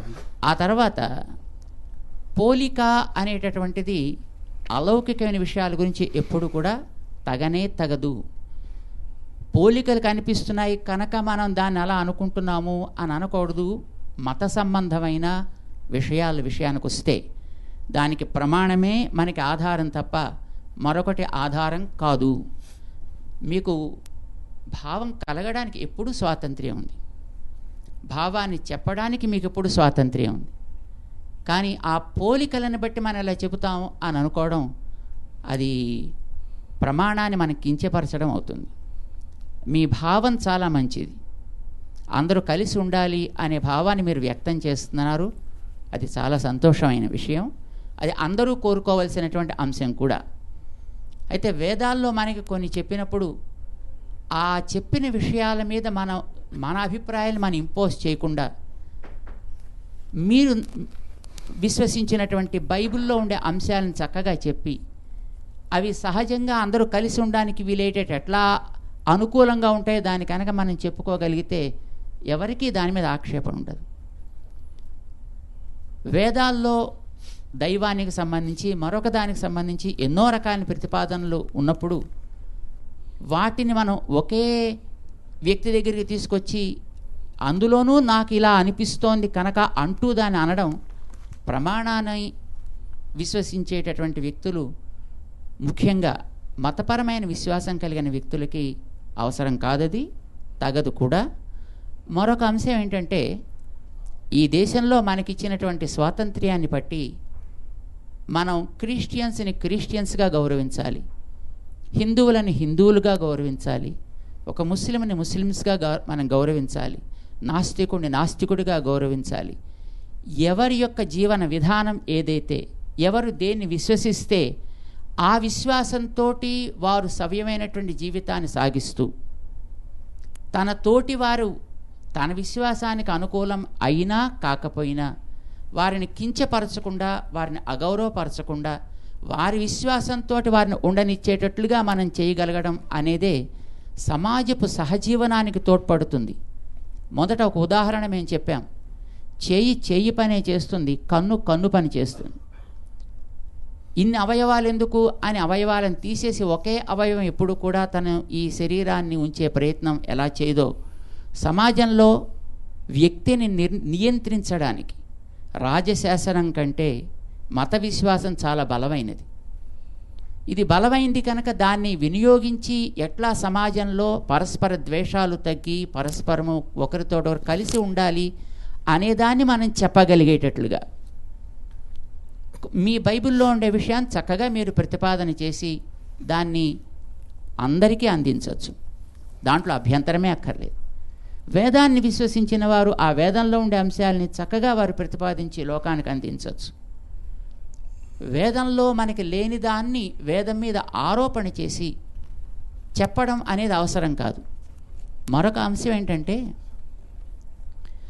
వేదం ప్రాచీనమైన, బైబిల్ అర్వాచీనం అంటే ఆధునికమైనప్పటికీ కూడా వేదంలో ఉంటేనే బైబిల్కి గౌరవం అవసరం లేదు. వేదం చెబితేనే బైబిల్కి గౌరవించాల్సిన అవసరము కానే కాదు. బైబిల్లో చెప్పినటువంటి అంశాలు కనుక సమాజానికి హితకరమైనవి, ఆచరించదగినవి అయితే వేదం చెప్పాల్సిన అవసరమే లేదు. హాయిగా మనం బైబిల్ తీసుకుని దాంట్లో ఉండే మంచిని తీసుకుని ఆచరింపచేస్తూ వెళ్ళడంలో ఏ రకమైన ఆక్షేపణ అక్కర్లేదు. వేదం చెప్పింది కనుక దీనికి ప్రామాణ్యం వస్తుందనో దీనికి గౌరవం వస్తుందనో అనుకోవాల్సిన అవసరం కూడా లేదు.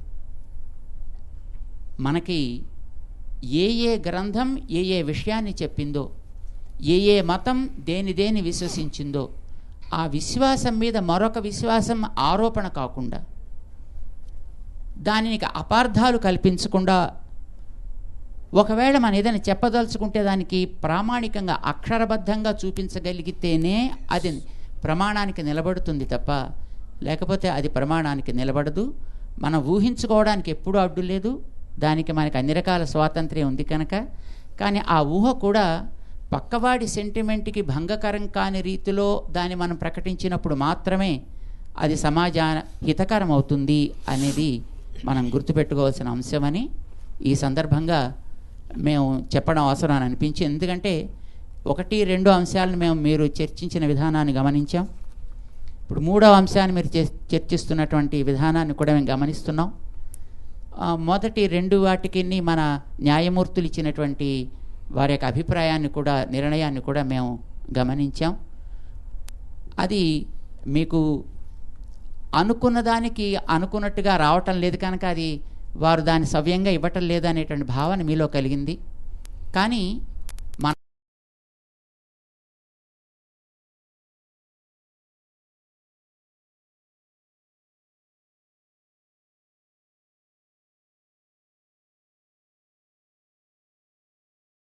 సుఫలా సస్య శ్యామలా ఎదలో కొలువై వందే మాతరం కలము గళము కలిసిన ఈ క్షణం కనుల ముందే భారత వీక్షణం.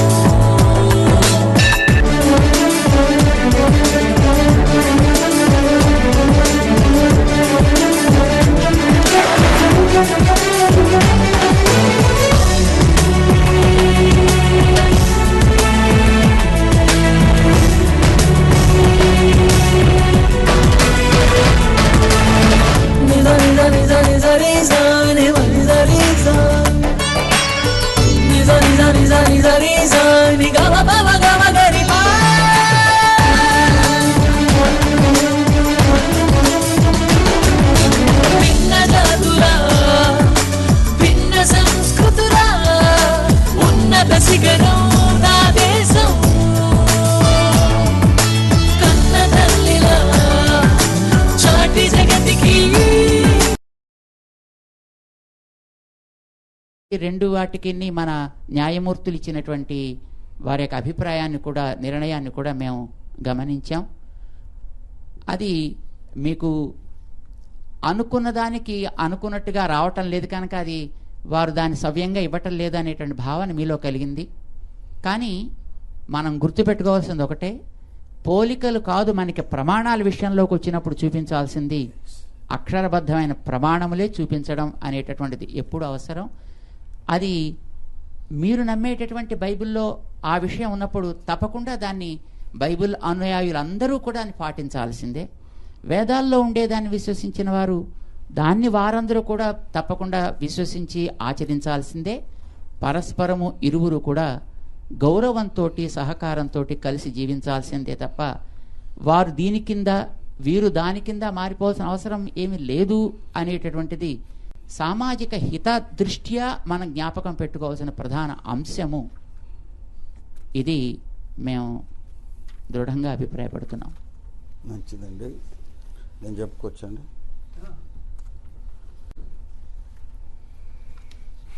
వేదములో ఉన్న విషయాలను వేదమును నమ్మినటువంటి ప్రామాణికంగా ఇచ్చినటువంటి సనాతన ధర్మాన్ని అవలంబిస్తున్న వాళ్ళు చెప్పుకోవచ్చు, క్రైస్తవులు ఏదన్నా సమాజానికి హితం చేకూర్చాలి అంటే బైబిల్లో ఉన్నటువంటి మంచి బోధలను వాళ్ళు ప్రచారం చేసి సామరస్యం కొరకు ప్రయత్నం చేయవచ్చు. కానీ వేరే మత గ్రంథంలో ఉన్నదాన్ని తెచ్చి వేదాన్ని నమ్ముతున్న వాళ్ళ మానసిక మనోభావాలు హర్ట్ అయ్యేటట్టుగా, గాయపడేటట్లుగా అట్లా చెప్పడం అవసరం లేదు, అది చెప్పకూడదు, తగదు అనే సంగతి స్వామీజీ అన్నారు. అయితే with all due respects to the great Swamiji, I submit. ఇప్పుడు వారు చెప్పినటువంటి విషయం స్వామి వివేకానందుల వారి ధోరణికి పూర్తి విరుద్ధంగా ఉన్నదని నేను సబ్మిట్ చేస్తున్నాను. నేను మొట్టమొదట ప్రతిపాదన చేసినప్పుడే స్వామీజీ చూపిన ఆ చొరవ, ఆ పద్ధతి అంటే స్వామి వివేకానందుల వారు చూపినటువంటి పద్ధతి, తరువాత నాకు తోచినటువంటి విషయం, ఇవన్నీ రెండూ కలిపితే రెండు మతాలలో ఉన్నవాళ్ళు ఒకరినొకరు ద్వేషించుకోవడం మానేస్తారు అని ఆశించాను అని చెప్పాను. ఇప్పుడు నేను నా జవాబుగా స్వామీజీ మాటలే చదువుతాను, వివేకానందుల వారి మాటలు చదువుతానండి, దయచేసి అందరూ చిత్తగించండి. ప్రబోధ రత్నాకరము అనే గ్రంథం మొదటి పేజీలోనే ఉన్న మాట చదువుతున్నాను. అంటే మళ్ళీ వేరే సబ్జెక్ట్లోకి వెళ్తున్నాం మీరు కన్సిడర్ లేదండి, చేస్తే ఓకే. ఇదే సబ్జెక్ట్. దయచేసి నా సెకండ్ ప్రతివాది గారు కొంచెం ఓపిక పట్టాలి. In the beginning was the word and the word was with God and the word was God. ఆదిలో శబ్దం, అది దేవుని వద్ద ఉండినది, శబ్దమే దేవుడు. ఇది శబ్దం బ్రహ్మశక్తి కాబట్టి హైందవులు దీనిని బ్రహ్మస్వరూపమని మాయ అని చెబుతారు. విశ్వం ద్వారా ప్రతిబింబించే బ్రహ్మాన్నే ప్రకృతి అంటున్నాం. సామాన్యంగా ప్రకృతి రూపంలోనూ, ప్రత్యేకంగా కృష్ణుడు, బుద్ధుడు, జీసస్ క్రైస్ట్, రామకృష్ణుడు మొదలైన అవతారమూర్తుల రూపంలోనూ ఇలా శబ్దం రెండు రీతుల వ్యక్తం అవుతోంది. బ్రహ్మానికి ప్రత్యేక రూపమైన క్రైస్ట్ ఇలాంటి వ్యక్తిని తెలుసుకోబడుతున్నాడు, తెలుసుకోశక్యమై ఉన్నాడు. బ్రహ్మాన్నో మనం తెలుసుకోలేము, పరమపితను మనము తెలుసుకోజాలము, పరమపుత్రుణ్ణి మాత్రమే తెలుసుకోగలం. మానవ రూపంలోనే క్రైస్తు మూలంగా మాత్రమే బ్రహ్మాన్ని కాంచగలం అనేది శ్రీ స్వామి వివేకానందుల వారు చూపిన త్రోవ. గనుక ఆయన ఓంకారాన్ని బైబిల్లో ఉన్నటువంటి in the beginning there was word అనే దాన్ని కలిపి చెప్పారు. రెండు ధర్మాలలో ఉన్నటువంటి సామ్యాలు కలిపి, బాబు మీరు ఒకటే విషయాన్ని గురించి ఆలోచిస్తున్నారు, నామములు వేరు అని చెబితే ఈ మత విద్వేషాలు తగ్గిపోతాయి. కానీ పూర్తిగా మీకు వాళ్ళకి ఏం సంబంధం లేదు అనుకున్న దాన్ని బట్టే నేను గ్రాహం స్టెయిన్స్ లాంటి సంఘటనలు జరిగినాయి అనే సంగతి నేను భావించి బాధపడుతున్నాను.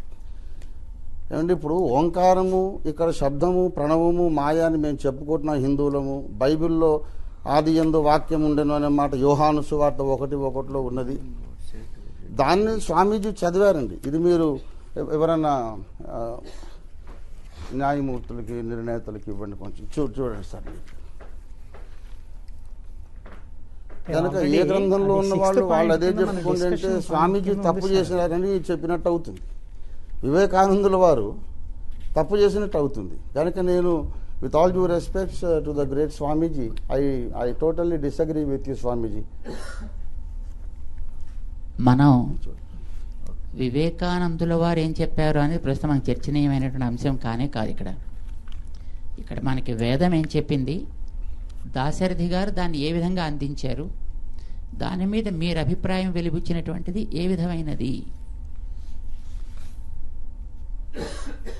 దాన్ని మనం ఇక్కడ ప్రస్తావన చేసుకుంటున్నాం. ఒక విషయం అండి, మే 18వ తారీఖున భారత్ టుడే స్టూడియోలో చర్చలు జరిగినప్పుడు మేము వ్యాఖ్యానించే పద్ధతులు ఒరవడి ఇంతకుముందు మహానుభావులు ఎవరన్నా చూపిన దారి ప్రకారం చేస్తున్నామని చూపించుకొని సమర్థించుకోవచ్చునా అని అడిగాము.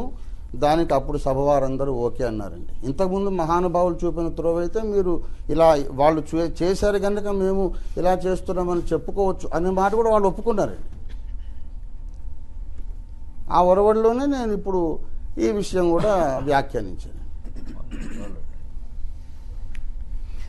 ఇప్పుడు దీంట్లో గారు అంటే నాకు సంస్కృతం రాదు అయ్యా, మీకు కొంచెం కష్టపెడదాం. వేదాహమస్య భువనస్య నాభిం వేదాద్యావా పృథివీ అంతరిక్షం వేద సూర్యస్య బృహతో జనిత్రమథో వేద చంద్రమసం యతోజ. ఇది 60. 59 ఏమవుతుంది, కోవస్య వేద భువనస్య నాభిం కోద్యావా పృథివీ అంతరిక్షం సూర్యస్య వేద బృహతో జనిత్రం కో వేద చంద్రమసం యతోజ. 62 ఏముంటుంది, ఇయం వేది పర అంతః పృథివ్యా అయం యజ్ఞో భువనస్య నాభి అయ సోమో విష్ణు అశ్వస్య రేతో బ్రహ్మాయం వాచ పరమో విమా. కొంచెం ఇది ఇప్పుడు ఏముందంటే భువనస్య నాభి అని ఒక 2 పదాలు తీసుకొని మనమంతా ఫైట్ చేస్తున్నాం. దాంట్లో కొంచెం ఒక్కసారి ఇది 3 శ్లోకాల అర్థం ఏంటో, ఎందుకంటే నేను ఎందుకు అడుగుతున్నానంటే అది కూడా చెప్తాను. ఓఫీర్ గారు, భువనస్య నాభి అని ఇక్కడ ఉంది, మా ప్రతివాది ఓకే చెప్పారు. ఓకే ఓకే అయ్యో నేనేం వారి ఆర్గ్యుమెంట్ చెప్పటల్లా. భువనం అని ఇక్కడ ఉంది ఒకటి, ఆ తర్వాత పృథివీ అని ఉంది. వారు చెప్పిన మాట లేదు, భువనం వేరే పృథివీ వేరే. తర్వాత ఇక్కడ అయం వేది పరోవంత పృథివ్యా అయం యజ్ఞో భువనస్య నాభి. మళ్ళీ 2 చోట్ల ఇక్కడ కూడా 2 పదాలు మళ్ళీ వస్తున్నాయి. అందుకోసమే ఆ 2 పదాలు ఇలా ఏరుకొని చూసే బదులు just try to understand what is what. And దానిలో మీ కామెంట్స్ ఏమైనా ఉంటే చెప్పండి. ఒక 2 నిమిషాలు టైం తీసుకుంటాను. ఇప్పుడు నేను స్వతంత్రంగా వేదానికి వ్యాఖ్యానం చేయగలను అనేటువంటి అహంకారం కానీ సమర్థత కానీ నాకు లేదండి. ఏదైనా భాష్యాలు ఉంటే భాష్యాలను అనుసరించే నేను చెప్పగలను. భాష్యాలు ఉన్నాయి, భాష్యాలను అనుసరించే చెప్తున్నాను. ఉవటుడు మహీధరుడు అని వాళ్ళ ఇద్దరి యొక్క భాష్యాలను అనుసరించి కో అస్య వేద భువనస్య నాభిం కో ద్యావా పృథివీ అంతరిక్షం కస్సూర్యస్య వేద బృహతో జనిత్రం కో వేద చంద్రమ సంయతోజాః. ఇది ముందర ప్రశ్న. ఈ ప్రశ్న ఉద్గాత బ్రహ్మని గూర్చి అడిగాడండి. అక్కడ ఉండేటువంటి 4 ప్రధాన ఋత్విక్కుల్లో ఒక ప్రధాన ఋత్విక్కు మరొక ప్రధాన ఋత్విక్కుని గూర్చి అడిగాడు. దానికి అర్థం తమకి ఇందాక వాళ్ళందరూ వినిపించారు. ఈ ద్యావా పృథువులు అంతరిక్షము దీనికి ఎవరు కర్తలు, అట్లానే ఈ భువనమునకు మొత్తము నాభి ఎవరు. అంటే ఏంటి? ద్యావా అంటే ద్యులోకము అని, ద్యులోకం. పృథివీ అంటే భూమి, అంతరిక్షం అంటే మధ్యలో ఉండేటువంటి అంతరాళం. కస్సూర్యస్య వేద బృహతో జనిత్రం. గొప్పవాడైనటువంటి ఆ సూర్య భగవానుని యొక్క ఉత్పత్తిని ఎవడు తెలుసుకున్నాడు. చంద్రమ సంయతోజా. చంద్రుని యొక్క ఉత్పత్తిని ఎవడు తెలుసుకున్నాడు. అయితే దీనికి వ్యాఖ్యానంలో ఏం చేశారు అంటే ద్యావా పృథివ్యో అంతరిక్షంచ కోవేద బృహత మహత జనిత్రం జన్మ కోవేద సూర్యస్య ఉత్పత్తి కస్మాదిత్యర్థ. వీటి యొక్క ఉత్పత్తిని గురించి ఆయన ప్రశ్న వేశారు. 60వ దాంట్లో బ్రహ్మ తిరిగి అంటున్నాడు, అయ్యా నువ్వు అడిగిన దానికి అన్నిట్లకి నా దగ్గర సమాధానాలు ఉన్నాయన్నంతవరకే ఆ మంత్రంలో తాత్పర్యం. వేదాహమస్య భువనస్య నాభిం వేదద్యావా పృథివీ అంతరిక్షం వేద సూర్యస్య బృహతో జనిత్రం అర్థో వేద చంద్రమ సంయతోజాః. ఇది మంత్రం. అంటే చలోక్తిగా చెప్పాలి అని అంటే 4 వేదాలు చేసిన వాడికి సన్మానం చేస్తానంటే ఒక ఆయన నాకు సన్మానం చేయమన్నట్ట. నీకు వేదాలే రావు కదా, నీకు ఎట్లా సన్మానం చేస్తానంటే వేదములు 4 అని నాకు తెలుసు కనుక నాకు చేయమన్నట్ట. అట్లానే ఇది మూకమ్మడి అయినటువంటి సమాధానమే కానీ ప్రత్యేకమైనటువంటి సమాధానం 60వ మంత్రంలో చెప్పబడలే. వ్యాఖ్యాతలు కూడా చేయలే. తర్వాత యజమానుడు అధ్వర్యుడిని గూర్చి ఇదే విషయాన్ని అడుగుతూ ఉన్నారండి. మళ్ళీ యజమానుడు వీళ్ళందరినీ పెట్టుకున్నటువంటి యజమానుడు ఏమంటున్నాడు, పృచ్ఛామి త్వా పరమంతం పృథివ్యా పృచ్ఛామి త్వా భువనస్య నాభి పృచ్ఛామి త్వా వృష్ణో అశ్వశ్చరేత పృచ్ఛామి వాచః పరమం వ్యోమా అంటూ వెనకటి విషయాల్ని ఇది కాక మరొక కొత్త విషయాల్ని కలిపి యజమాని అడిగాడు. ఏమిటి? పరమమైనటువంటి పృథివీ యొక్క ఉత్పత్తి స్థానము ఏమిటి, భువనము యొక్క నాభిస్థానము ఏది, ఉత్పత్తికి సంతానోత్పత్తికి ప్రధాన కారణమైనటువంటి రేతస్సు ఎలా పరిణమించింది, వాక్కు యొక్క పరమస్థానము ఏది అని 61వ మంత్రంలో అడుగుతున్నారు. ఇక్కడ నాభి అనేటువంటి పదానికి వ్యాఖ్యానం రాస్తూ మొదట్లోనే 59వ దాంట్లో 1వ భాష్యం కానీ ఏమంటున్నారంటే, హే బ్రహ్మన్ను అస్య భువనస్య జాతస్య నాభిం నభ్యతే ఎత్ర సనాభి బంధన స్థానం కారణమితి యావత్. నాభి అంటే అన్నిటికీ కారణము అని చెప్పటము ఎందు ఇక్కడ వ్యాఖ్యానము అని 1వ భాష్యంలోను మహీధర భాష్యంలోను రెండిట్లలో చెప్పబడదు. ఇదేమిటి నాభి అంటే కారణము అని చెప్పటం ఏమిటి అంటే, నాభౌ హి సర్వా నాడ్య బధ్యంతే అత్ర బంధనార్థ భూతజాతస్య కారణం కోవేద జానాతి. నాభి కో జానాతి అంటే సమస్త చరాచర ప్రపంచము యొక్క ఉత్పత్తికి కారణము ఎవరు అని ఆ ప్రశ్న యొక్క తాత్పర్యము అని అక్కడ వ్యాఖ్యాతలు చెప్పారు. ఈ యజమానుడు అడిగిన దానికి చివరికి చెప్తూ ఉన్నాడు సమాధానం 62వ మంత్రం. ఇయం వేది పరో అంతః పృథివ్యా అయం యజ్ఞో భువనస్య నాభిః అయగుం సోమో వృష్ణో అశ్వస్య రేతో బ్రహ్మాయం వాచః పరమం వ్యోమ అని. ఇది 62వ మంత్రంలో. ఇయం వేదిః ఇత్యధ్వర్యుః. అధ్వర్యుః యజమానం ప్రత్యాహ. అధ్వర్యుడు యజమానుని గుర్చి అంటూ ఉన్నాడు. ఇయం వేదిః పృథివ్యాః పరమః అంతః అవధిః. ఇక్కడ ఈ యజ్ఞ వేది ఏదైతే ఉన్నదో ఇదే ఈ పృథివీ మొత్తానికి అవధి అయినటువంటిది. దీనివల్లనే సమస్త చరాచర ప్రపంచము ఈ యజ్ఞ నిర్మాణము వల్లనే కలుగుతూ ఉన్నది అని వాళ్ళ యొక్క తాత్పర్యం. వేదేహ సర్వ పృథివీ రూపత్వాద్ ఇత్యర్థః. సమస్త పృథివీ కూడా ఈ వేదే దానికి సింబల్ ఇదే. దీనివల్లనే చరాచర ప్రపంచము పృథివీ నుండి ఎలా ఉత్పన్నమవుతూ ఉన్నదో ఈ యజ్ఞము వలననే సమస్త చరాచర ప్రపంచము కూడా తృప్తిని చెందుతూ ఉన్నది. అగ్నౌ ప్రాస్తాహుతి సమ్యక్. ఇట్లా జాతస్య నాభి భువనస్య నాభిః కారణం. అయం యజ్ఞ అశ్వమేధ భువనస్య ప్రాణిజాతస్య నాభిః కారణం. ఈ యజ్ఞము వలననే సమస్త ప్రజలకి ఆధారము జరుగుతూ ఉన్నది. దీనికి మాన్వాది స్మృతుల్లో స్పష్టంగా చెప్పబడి ఉంది. అగ్నౌ ప్రాస్తాహుతి సమ్యకు ఆదిత్యం ఉపతిష్టతే ఆదిత్యా జాయతే వృష్టి తస్మాదన్నం తతః ప్రజా. ఇక్కడ ఆ దేవతలను ఉద్దేశించి మనం యజ్ఞయాగాది క్రతువులు చేసినందువల్ల ఇవి సూర్య భగవానుడికి చెంది అక్కడి నుంచి ఆయన ద్వారా వర్ష రూపంగా వచ్చి మనందరికీ కూడా సుభిక్షం జరుగుతూ ఉన్నది. కనుక సమస్తమునకు ఆధారం ఏది అని అంటే ఈ యజ్ఞమే సుమా అని ఇక్కడ సమాధానం చెప్పాడు. తర్వాత యజ్ఞాద్వై ప్రజా ప్రజాయంతే అని మరొక శృతి కూడా ఉంది కనుక యజ్ఞము వల్లనే సమస్తము కూడా ఉత్పన్నములవుతూ ఉన్నవి. అయం సోమ. తర్వాత మంత్రంలో అయం సోమ సోమలత అశ్వస్య వీర్యజాత ఇత్యర్థః. ఈ అశ్వము యొక్క వీర్యము ఏ రకముగా పరిణమిస్తున్నది అంటే సోమలతగా పరిణమించింది. దానివల్లనే ఉత్పత్తి స్థానము పెరుగుతూ ఉన్నది అని.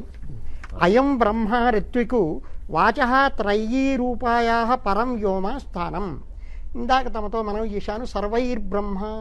వాళ్ళకి ఒక్కొక్క వేదం వచ్చుంటే చాలండి. ఈ బ్రహ్మస్థానంలో కూర్చున్న వాడికి 4 వేదాలు వచ్చి ఉండాలి.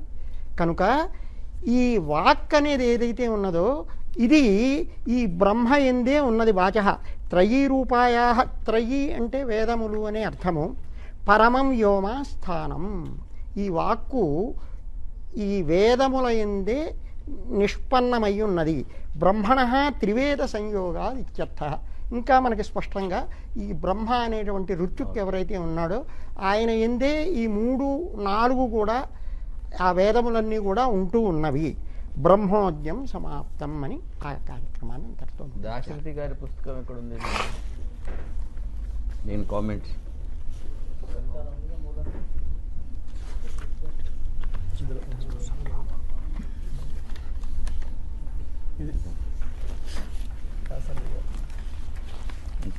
ఇచ్చారా? మొత్తం ఇచ్చారా?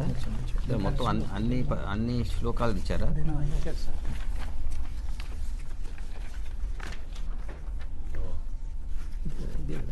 తమకి ఇచ్చిన వాటిలో వ్యాఖ్యానం అంతా ఉంది. దీంట్లో దాశరథి గారే ఇంకా 59, 60 అదే వస్తుంది.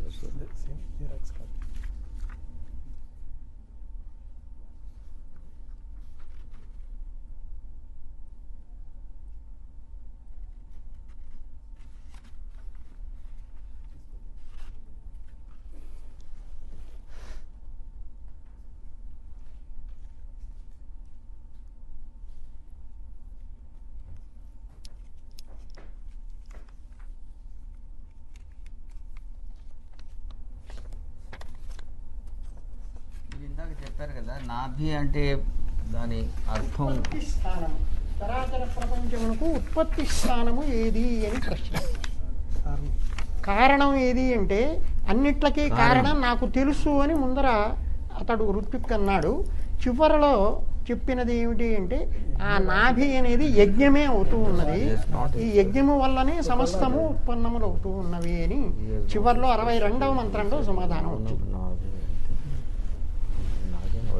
ఈ యజ్ఞమే భువనమునకు నాభి అంటే మధ్యస్థ స్థలము నాభి అని చెప్పలేదు ఎక్కడ. యజ్ఞమే యజ్ఞస్థలి ఇప్పుడు అక్కడ జరుగుతూ ఉన్నది. ఇయం వేది దానికి పూర్వం ఉన్నటువంటి మాట అదండి. ఈ వేది ఏదైతే ఉన్నదో సంస్కృత్ నిఘంటు ఉందా? నిఘంటు or Sanskrit to English or Sanskrit to Telugu? Let us లేదు సార్, లేదు. చెప్తున్నారు. అవుట్ ఆఫ్ మై క్యూరియాసిటీ మీరు వేశారు కాబట్టి కొంచెం మైండ్ ఈజ్ వెరీ ఇప్పుడు నాట్ అవైలబుల్, ఈ క్షణంలో అది పర్వాలేదు ఉందా అని అడిగాను అంతే. ఓకే, వారు ప్రయత్నం okay okay okay.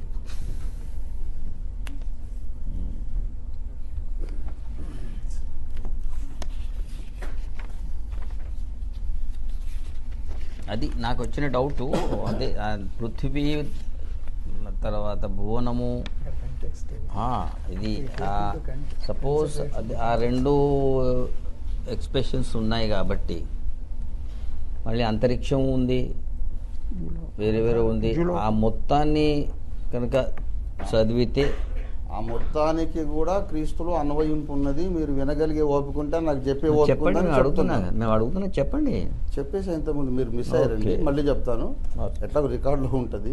Okay okay. బైబిల్లో మీరు అంతరిక్షంలోకి వెళ్ళి ప్రభువుని స్తుతించండి 150 కీర్తనలో ఉంటుంది. అంతరిక్షంలోకి వెళ్ళి స్తుతించడం రాకెట్లో కాదు.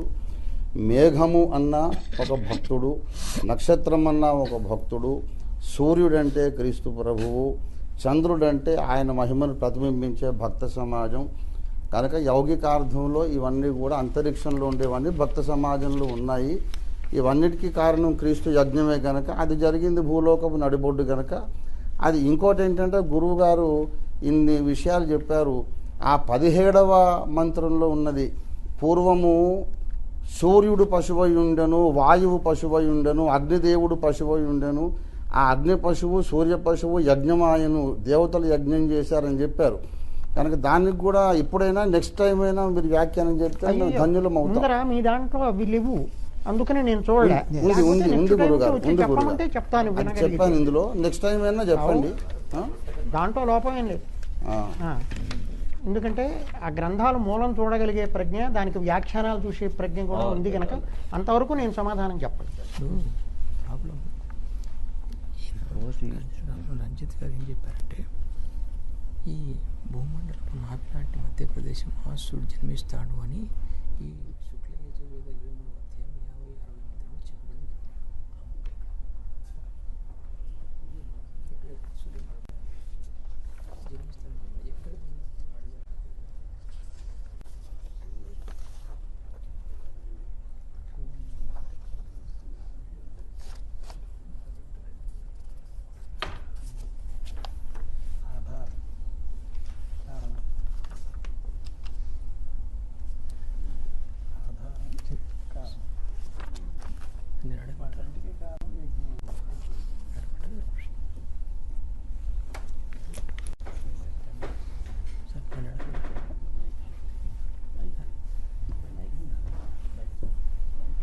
చెప్పబడింది. కృష్ణ రంజిత్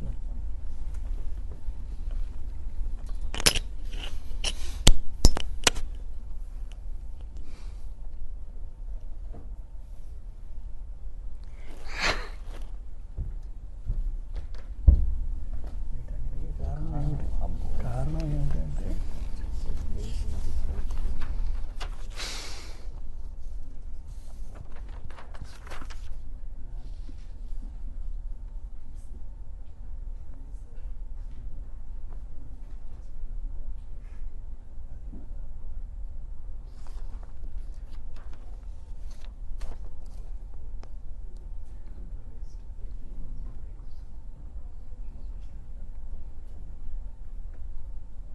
రంజిత్ గారు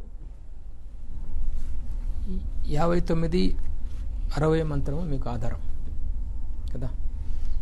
ఈ మంత్రాలలో సూర్యుడి జన్మస్థానం ఎక్కడ అడిగాడు కానీ సూర్యుడి జన్మస్థానం మధ్యస్థలం, భూమధ్యస్థలం అని ఎక్కడ చెప్పాడా? మళ్ళీ నేను విన్నవిస్తున్నాను, ఆ రెండు ప్రశ్నలు కలిపి అడుగుతున్నాడు కనుక ఆ రెండు కలిసి ఒక ప్రదేశాన్ని సూచిస్తున్నాయి అనేది నా భావన. నాకు మీ భావన అర్థమైంది. కాదు, మీరు రంగాచార్యులు గారు ఆ విధంగా చెప్పినారని చెప్పి రాశారు. ఏది మీరు రంగాచార్యులు గారు ఆ విధంగా చెప్పారు అని చెప్పి రాశారు. ఏది ఉదాహరణకు భూమండలపు నాభి లాంటి మధ్యప్రదేశంలో మహాసూర్యుడు జన్మిస్తాడు అని శుక్ల యజుర్వేదం 23వ అధ్యాయం 59, 60 సూత్ర మంత్రాలలో చెప్పబడిందని దాశరథి రంగాచార్యుల వారు తమ ఆంధ్ర అనువాదంలో సెలవిచ్చారు. అవునండి. సూర్యుని ఉత్పత్తి స్థానము నెరుగుదును, ఈ భూలోకపు భువనపు నడిబొడ్డును ఎరుగుదును అని అన్నాడు గనుక ఆ భూలోకపు నడిబొడ్డు ఈజ్ ఈక్వల్ టు సూర్యుని ఉత్పత్తి స్థానం అనేది ఆ నడిబొడ్డునని రంగాచార్యులు గారు అండి. మీరు రాసింది ఒకసారి పేజ్ మీరు చదివారు ఒకసారి కదా, చదువుతాను. మీరు చదివారు, ఇప్పుడు చదివారు, సార్ చదివారు. ఉదాహరణకు భూమండలపు నాభి లాంటి మధ్యప్రదేశంలో మహాసూర్యుడు జన్మిస్తాడు అని శుక్ల యజుర్వేదం 23వ అధ్యాయం 59, 60 మంత్రాలలో చెప్పబడిందని దాశరథి రంగాచార్యులు గారు తమ ఆంధ్ర అనువాదంలో సెలవిచ్చారు అన్నారు. ఎక్కడ సెలవిచ్చారు? అదేనండి, ఆ రెండు ప్రశ్నలు కలిపి అడిగినందుచేత ఆ రెండు ఒకే స్థలమని మాకు అర్థమైంది. మీకు అర్థమైంది. మీరేం రాశారంటే దాశరథి రంగాచార్యులు గారు సెలవిచ్చినారన్నారు. మీరు మీ ఉద్దేశం అనుకుంటే అది వేరే విషయం. వారు అలా చెప్పడం మాకు అలా అర్థమైందండి. ఇప్పుడు వేద మంత్రాలు గురువు గారు భాష్యం చెప్పారా, అదే మంత్రాలకు వేరే ఋషులు వేరే అర్థాలు కూడా చెప్పారు. ఒకే మంత్రము 20 మంది ఋషులకు 20 రకాలుగా అర్థమైంది. ఏది ప్రామాణికం అండి? ఇప్పుడు వారు చదివిన భాష్యం కూడా ప్రామాణికం కాదనే వాళ్ళు ఉంటారు. అది మాకు అలాగ అర్థమైంది. అర్థమైందని రాస్తే ప్రాబ్లం లేదు నాకు. Please wait. మీరు అర్థమైంది నాకు ఆ విధంగా తోచిందని రాస్తే దానికి ఏం ప్రాబ్లం లేదు. అట్లా కాదు మీరు రాసింది. రంగాచార్యుల గారు ఈ అర్థాన్ని వచ్చేటట్టు చెప్పారు అని చెప్పి రాశారు మీరు. అవును, ఖచ్చితంగా అన్ని కలుపుకుంటే అదే అర్థం వస్తుందండి. అది మీ అర్థం. ఇప్పుడు మీరు అక్కడ అర్థం చేసుకున్నారు. రంగాచార్యులు గారు ఎక్కడ చెప్పారు? మిగతా విషయాలన్నీ క్రోడీకరిస్తే ఆ అర్థమే న్యాయం అవుతుంది అని రాస్తే పర్వాలేదు. కాకపోతే ఒక విషయం, నేను చెప్పిన వ్యాఖ్యానాన్ని ఖండించేవాళ్ళు నేను ఎత్తి చూపిన శ్లోకాలన్నీ మీరు పరిగణనలోకి తీసుకొని అది క్రీస్తు కాదు ఇంకో వ్యక్తి ఎవరో నిరూపించాల్సిన బాధ్యత కూడా ఉంది. ముందు మాటలు సార్. ఆ వాయు పశువు, సూర్య పశువు, సృష్టికి పూర్వమే యజ్ఞమైన వాళ్ళు ఎవరు కూడా చెప్పాల్సిన బాధ్యత ఉన్నది. ఒక నియమోల్లంఘన ఉందండి. మీరు నిరూపించగలిగితే, రంగాచారి గారు ఈ మాట అన్నారు నిరూపించగలిగితే, వాళ్ళది నిరూపించలేదని చెప్పే బాధ్యత వాళ్ళది. ముందు మీరు నిరూపించాలా రంగాచార్యుల వారు ఈ విధంగా అన్నారు అని. ఒక మాట అండి, నేను ఈ గ్రంథంలో నా విశ్వాసం ప్రతిపాదన నేను క్లియర్గా చెప్పాను. ఈ గ్రంథంలో ఎత్తి చూపిన శ్లోకాలన్నీ, ఆ మంత్రభావాలన్నీ క్రీస్తును కాదు మరొకరినెవరిను సూచిస్తున్నాయని వారు చూపించాల్సిన బాధ్యత ఖండించేవారిది, మాది కాదు. మేము ముందే దీంట్లో చెప్పేసాం. కాదనే వాళ్ళు ఎందుకు కాదో చెప్పాలి. ఎందుకు అవునో నేను దీంట్లో చెప్పాను, కాదనే వాళ్ళు ఎందుకు కాదో చెప్పాలి. ఇక్కడ ఒక నిమిషం, ఖండించటము అనేది ప్రతిపాదన మీరు చేసినప్పుడు రుజువు చేసుకోవాలి. మీరు ప్రతిపాదన ఏం చేశారు?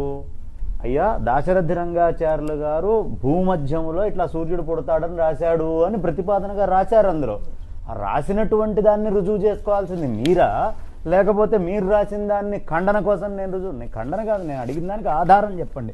దాశరథి రంగాచార్య గారు ఎక్కడ రాశారు? సార్ ఒక విషయం అండి, భూమధ్యపురము అనేది ఇస్రాయేలుకు ఉన్నటువంటి పేరు. తర్వాత ఇంకోటి ఏంటంటే అక్కడ పుట్టినటువంటి క్రీస్తుకు ఆ లక్షణాలన్నీ ఉన్నాయనే పోలిక. దీని అంతటిని బట్టి భూమధ్యపురము, భువనపు నాభి అనే విషయం, సూర్యుని మహా ఉత్పత్తి స్థానము, చంద్రుని ఉత్పత్తి స్థానం అనే స్థానం ఆ ఒక ప్రదేశంలో జరిగినట్టుగా మాకు దాఖలాలు ఉన్నాయి కనుక ఆ రెండు ఈజ్ ఈక్వల్ టు ఒకటే అనే సంగతి మాకు అర్థమైంది. అది కాదు అని మీరు అనుకోవచ్చండి. అంటే ఇక్కడ ఒక చిన్న విషయం, మాకు అర్థమైంది, మేము ఇలా అర్థం చేసుకున్నామని రాయలేదు. చెప్పిన ప్రతి విషయం కూడా ఆచార్య గారు చెప్పారు అని రాశారు. మీరు రంజిత్ గారు ఒక్క మాట రాసి ఉంటే, ఇది నాకు తోచినది, ఇది నేను చదివితే నాకు ఇది అర్థమైంది అని చెప్పింటే ఆడికి ఇంకా ఏ ప్రాబ్లం ఉండేది కాదు. నాకు ఈ గ్రంథంలో ఎన్నోసార్లు ఆ విషయం చెప్పానండి. గ్రంథము సాకల్యంగా తీసుకొని చూడాలి కానీ ఒక్కో ముక్క చూస్తే ఏది అర్థం అటువంటప్పుడు కాదు. మీ అభిప్రాయం అయినప్పుడు సవాలు విచాల్సిన అవసరం లేదు. ఏది సవాలు ఏం విసిరానంటే నేను ఇందులో చూపించినటువంటి దాశరథి గారు చెప్పినటువంటి మాటలు ఈ ఒక్క మాట మీకు క్లారిటీగా డైరెక్ట్గా లేదంటున్నారు. ఇంకా నేను చూపించినటువంటి 101 నిరూపణలు అన్నిటి మీద వాళ్ళు ఖండన రాయమని మొదటి నుంచి మొత్తుకుంటున్నాను. నేను ఒక్కో శ్లోకం అర్థం చెప్పి ఇవన్నీ అటు సూచిస్తున్నా ఈ పాయింటింగ్ అని చెప్పాను. ఆ శ్లోకాలన్నీ అటు పాయింట్ చేయడం లేదనే ఖండన మీరు రిటర్న్గా రాయండి అని 100 సార్లు మొత్తుకున్నాను. రాయలేకపోయారండి. రాయమంటే మీరు ముందొచ్చి కూర్చోమన్నారు. అది రాసి ఉంటే ఇవాళ ఇంత టైం మీకు అందరికి వేస్ట్ అయ్యేది కాదు. మనం కూర్చుంటాం, ఇంకా 100 సార్లు కూర్చుంటామండి. నేను ఎలాగా ఈ శ్లోకములన్నిటి క్యుములేటివ్ ఎఫెక్ట్గా యేసు బొమ్మ కనబడుతుంది అన్నాను, వాటన్నిటి అర్థంగా యేసు కాదు ఇంకో బొమ్మ కనపడుతుందని మీరు బుక్ రాయమని నేను రిక్వెస్ట్ చేశా. రాయలేకపోయారు. ఇప్పుడు మీరు ఈ ముందు మాటలో పేజీ 7 రోమన్ 7 ఆఖరి పేరాలో ఏదైతే రాశారో అది కరెక్ట్ కాదు. ఏదండి? రాశరథ రంగాచార్య గారు అన్నారన్న మాట కరెక్ట్ కాదు. మీ అభిప్రాయం? అది మీ అభిప్రాయం జడ్జి గారు, మీరు అలా తీర్పు ఇవ్వండి, పర్వాలేదు. That is your opinion. అందులోనే ఇంకొక స్టేట్మెంట్ కూడా వారు చెప్పారండి. టెస్టింగ్ ఈచ్ సైడ్స్ పర్వాలేదు, you can opinion as your feel. దాని మీకు ఫ్రీడమ్ ఆఫ్ ఒపీనియన్ కూడా ఉన్నది. వారు ఇంకొక మాట కూడా ప్రతిపాదన చేశారండి. పరిశుద్ధ బైబుల్ గ్రంథంలో వ్రాయబడిన ఆ మహాపురుషుని చరిత్ర చూస్తే ఆశ్చర్యంతో గుండె ఆగినంత పని అవుతుంది. ఎందుకంటే మక్కీకి మక్కీ అనే పదానికి అర్థం ఏమిటి? అందులో ఉన్నదున్నట్టు ఇందులో ఉండాలి, యథాతథం, ఏమాత్రం మార్పులు లేకుండా, స్వకపోలం లేకుండా, స్వకపోల కల్పితం లేకుండా మక్కీకి మక్కీ 100% మక్కీ అనే పదం వాడినప్పుడు మక్కీ సార్ ఎక్స్ప్లెయిన్ చేశాడా? వినండి. చరిత్ర 100 పాళ్ళు 100 పాళ్ళు మన వేదాల్లోనే ఏకేశ్వర 100 పాళ్ళు అనే పదం ఎలా ఆయన అక్కడ సాధికారికంగా చూపిస్తారు. ఈ డిస్కషన్ మొదటి నుంచి కూడా అది ఇప్పుడు చర్చ కాదు, దీంట్లోదేనండి. అది చర్చ కాదు. ఇప్పుడు చర్చ ఏమంటే ఈయన రాసినవి ఆ రంగాచార్యుడు గారి అనువాదం ప్రకారం ఉందా లేదా, అదే చర్చ. ఇప్పుడు లేదనుకో అది వేరే. ఒకటి చర్చ అంటే వీరు రాసినది కరెక్టా లేకుంటే రాంగా, అది కాదు చర్చ. ఈ చర్చ ఏమి, ఇక్కడ కొన్ని విషయాలు రాశారు, దీనికి రంగాచార్యులు గారు రాసినటువంటిది ప్రామాణికం అన్నారు. ఆ ప్రామాణికతో పోల్చుకుంటే సరిపోతుందా కాదా, ఇది ఒకటే ప్రశ్న. ఇక్కడ ఈ దయాస్ అదొక్కటే సార్ మనం చూడవలసింది. ఇంకేది చేసినా ప్రకరణ భంగము అన్య ప్రస్తావన, ఏది అనవసరం. మిగతా విషయాలు చర్చకు రావు. మక్కీ అని ఎందుకన్నాను నేను మొదటి నుండి, ఈ డిస్కషన్ మొదటి నుండి కూడా వేదములో చెప్పబడ్డ విషయాలు, యేసుకున్న లక్షణాలు మేము ప్యారలల్గా చదివి చూపిస్తానని నేను మొత్తుకుంటున్నాను. నాకు అవకాశం ఇవ్వలేదు. మరి ఈ చర్చ ముగింపక ముందైనా ఇస్తారా అవకాశం? లేకపోతే ఇంకో డిస్కషన్ ఆల్రెడీ 5 అయింది. Normally we are not habituated to sit beyond 5.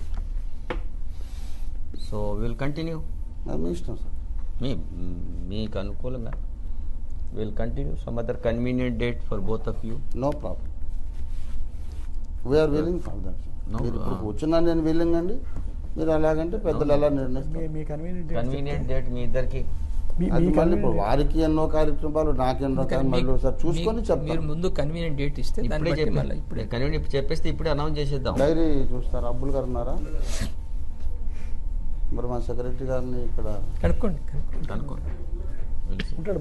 వారు వింటుంటారు, వచ్చేస్తారు. అబ్బుల్ గారు లోపలికి రండి, లైవ్ చూస్తున్నారు. స్వామీజీ ఏదో చెప్పబోతున్నారు.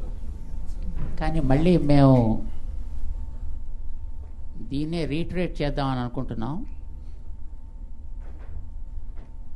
నా అభిప్రాయం ఇలా ఉన్నది అనేది పాతదాన్ని బట్టి కొత్త దాని మీద ఇంపోజ్ చేస్తూ పాతవన్నీ కొత్త దాంట్లోనే ఉన్నాయి అని అనడం దట్స్ ఇల్లాజికల్. అలా అయినట్టయితే ఎవరో ఒక స్త్రీని చూసి మా ఆవిడ పోలికలు దీంట్లో ఉన్నాయి కనుక ఈవిడ మా ఆవిడే అన్నట్టయితే అది ఎంత హాస్యాస్పదంగా ఉంటుందో. వేదాల్లో చెప్పినటువంటి రకరకాలైనటువంటి దేవతలు కానీ, సూర్య చంద్రాదులు కానీ, ఈశ్వరుడు కానీ, మరొకటి కానీ కొన్ని లక్షణాల సారూప్యం పోలికలు మనకి జీసస్లో కనిపిస్తున్నాయి కనుక వారందరూ కూడా జీసస్సే అని అనడం ఇందాక మనం అనుకున్నట్టుగానే హాస్యాస్పదంగా ఉంటుంది. కేవలం నాకు ఇలా అనిపిస్తోంది కనుక ఇది మాత్రమే అని కనుక మనం ఒక్కొక్క మంత్రాన్ని అలా నిరూపించదలుచుకుంటే ఎందులోనైనా ఏదైనా కనిపిస్తుంది. ఇప్పుడు అలాంటి పోలికలు లోకంలో మనం చూసే వ్యక్తుల్లో ఎంతోమందిలో ఉండొచ్చును. ఇప్పుడు మన భారత ప్రధానిలో కూడా ధర్మం కోసం నిలబడేటువంటి లక్షణం ఉంది కనుక రాముడి లక్షణాలు ఈయనలో కనిపిస్తున్నాయి కనుక ఈయనే రాముడు వేరే లేడు కనుక రాముడి మానేసి అందరూ కూడా ఈయన్నే కొలవండి అని అంటే అది బహుశా ఆయన కూడా అంగీకరించడు అని మేము అనుకుంటాం. అలానే జీసస్లో మనకి కొన్ని లక్షణాలు తప్పకుండా కనిపించి ఉండొచ్చు. ఎందుకంటే ప్రతి వ్యక్తిలోనూ కూడా కొన్ని మంచి గుణాలు తప్పనిసరిగా ఉంటాయి. ఆ గుణాలను చూసి మనం గతంలో ఉండే వాటిని మనం సారూప్యం చెప్పి ఇది అదే కనుక వేదాల్లో ఇతరమైనవి ఏమీ లేవు అవన్నీ కూడా ఏసు కిందే అయ్యాయి కనుక వేదాల్లో ఏసే ఉన్నది అని మనం కేవలం మన యొక్క పోలికల మీద కలిగిన భావం చేత మనం చెప్పదలుచుకుంటే ఇంకొకసారి కాదు ఎన్నిసార్లు కూర్చున్నా అది వ్యర్థమే అని అనిపిస్తుంది. స్వామీజీ మీకు విన్నపం, తాతగారిలాగా మనవడు ఉన్నాడని చెప్పొచ్చు కానీ తాతగారు మనవడంత గొప్పవాడు కావాలి అంటే తప్పు. కానీ పోలికలు చెప్పేటప్పుడు తాతయ్యలాగా మనవడు పుట్టాడని చెప్పొచ్చు అని మీరే సెలవు ఇచ్చారు. అలాగే ఆ వేదాల్లో ఉన్న దేవతలందరూ తాతలు, ఈయన మనవడు అనుకోండి, ఆ పోలికలో ఉన్నాడు. చాలా సంతోషం. మీరు ఆ మాట చాలా చెప్పదలుచుకుంది, మాకు చాలా సంతోషంగా ఉంది. అలాంటప్పుడు మనం ఎవరిని వదలాల్సిన అవసరం లేదు. వదలలేదండి. మన రాముడిని వదలక్కర్లేదు, కృష్ణుని వదలక్కర్లేదు, ఇతర అవతారాలని వదలక్కర్లేదు. కనుక విత్ ఆల్ డ్యూ రెస్పెక్ట్ ఏం వదలలేదండి. మన పరివారం అంతటికీ కూడా నాయన చక్కగా మీరు జీసస్ని పూజ చేయండి, చక్కగా రామాలయంలో హాయిగా రాముడిని కూడా చర్చిలో పెట్టుకుని వారిని కూడా పూజ చేయండి, కృష్ణుడిని పెట్టుకుని పూజ నేను వదలలేదు స్వామీజీ. రామతత్వము, శివతత్వము, కృష్ణతత్వం అంతా క్రీస్తులోనూ అవన్నీ యేసు అని అనడం కంటే వాటిని కూడా మనం చక్కగా ఆరాధన చేయొచ్చును, అన్నిటినీ మనం సమానంగా భావించి ఆరాధన చేయొచ్చును. ఇష్టదైవం అనే కాన్సెప్ట్ హిందుత్వంలో కూడా ఉంది. శైవులు, వైష్ణవులు వేరు వేరు ఆలయాలు, వేరు వేరు పూజా విధానాలు కనుక ఇష్టదైవం కాన్సెప్ట్ బంగారే శర్మ గారు అలా కాదు. మనం ఇప్పుడు చర్చించదలుచుకుంటున్న విషయాల్ని, చర్చించేటటువంటి విషయాల్ని మనం ప్రామాణికంగా మనం దానికోసం ఇప్పుడు ఏర్పరచుకున్న వేదిక ఇది. ప్రామాణికము అంటే వెనకాతల దానికి ఒక సపోర్ట్ కావాలి, ఒక గ్రంథం కావాలి, ఆ గ్రంథం చెప్పాలి. రంజిత్ గారు మీ డేట్ చెప్తే ఆ డేట్ వాళ్ళకి అబ్బులు గారు ఒక్క మాట అడిగారు కాబట్టి ముందర మేము చెప్పేది సురేంద్ర గారు ఒక్క మాట నో, మేము మాట్లాడటం పూర్తయిన తర్వాత మిగతా మాట్లాడండి. ఇదే రకంగా మనం కొనసాగించాలి అని అనుకుంటే మాత్రం ఈ చర్చ మళ్ళీ పునః కొనసాగించడం అనేటటువంటి అర్థరహితం అవుతుంది. కారణం ఏంటంటే ప్రతిదానికి నేను ఇలా అనుకున్నాను కనుక అది రంగాచార్యులు గారు చెప్పనక్కర్లేదు. రంగాచార్యులు గారు కూడా ఏ గ్రంథాలను ఆధారం చేసుకుని చెప్పారో వాళ్ళు కూడా చెప్పనక్కర్లేదు. మాకు ఇలా తోస్తోంది కనుక అని మనం ఇంటర్ప్రిట్ చేయదలుచుకుంటే ఎవరిని దేనికైనా మనం ఇంటర్ప్రిట్ చేయొచ్చు. అప్పుడు మనం యేసుదాకా ఆగాల్సిన అవసరం లేదు. ఇప్పుడుండేటటువంటి ఎవరో ఒక వ్యక్తిని మిమ్మల్నే జీసస్ అని అనుకుంటూ ఆ యేసును కూడా వదిలిపెట్టేసి మిమ్మల్ని హాయిగా ఆరాధన చేసుకోవచ్చు. మీ ఫాలోవర్సే కాదు మిగతా వాళ్ళందరూ కూడా అలా పోలికలు చూపదలుచుకుంటే. కానీ అలా పోలికలు ఏవో కొన్ని ప్రతి వ్యక్తులను కలుస్తాయి కనుక వారందరూ వీరే అని అనడం అనేటటువంటిది ఎప్పుడు కూడా సబబైనటువంటి వాదన కాదు, దానికి ప్రమాణాలు అంగీకరించవు. అండ్ మోరోవర్ ఇందాక ఒక మాట కూడా మళ్ళీ మేము చెప్పాం, మళ్ళీ దాన్ని పునః జ్ఞాపకం చేస్తున్నాం.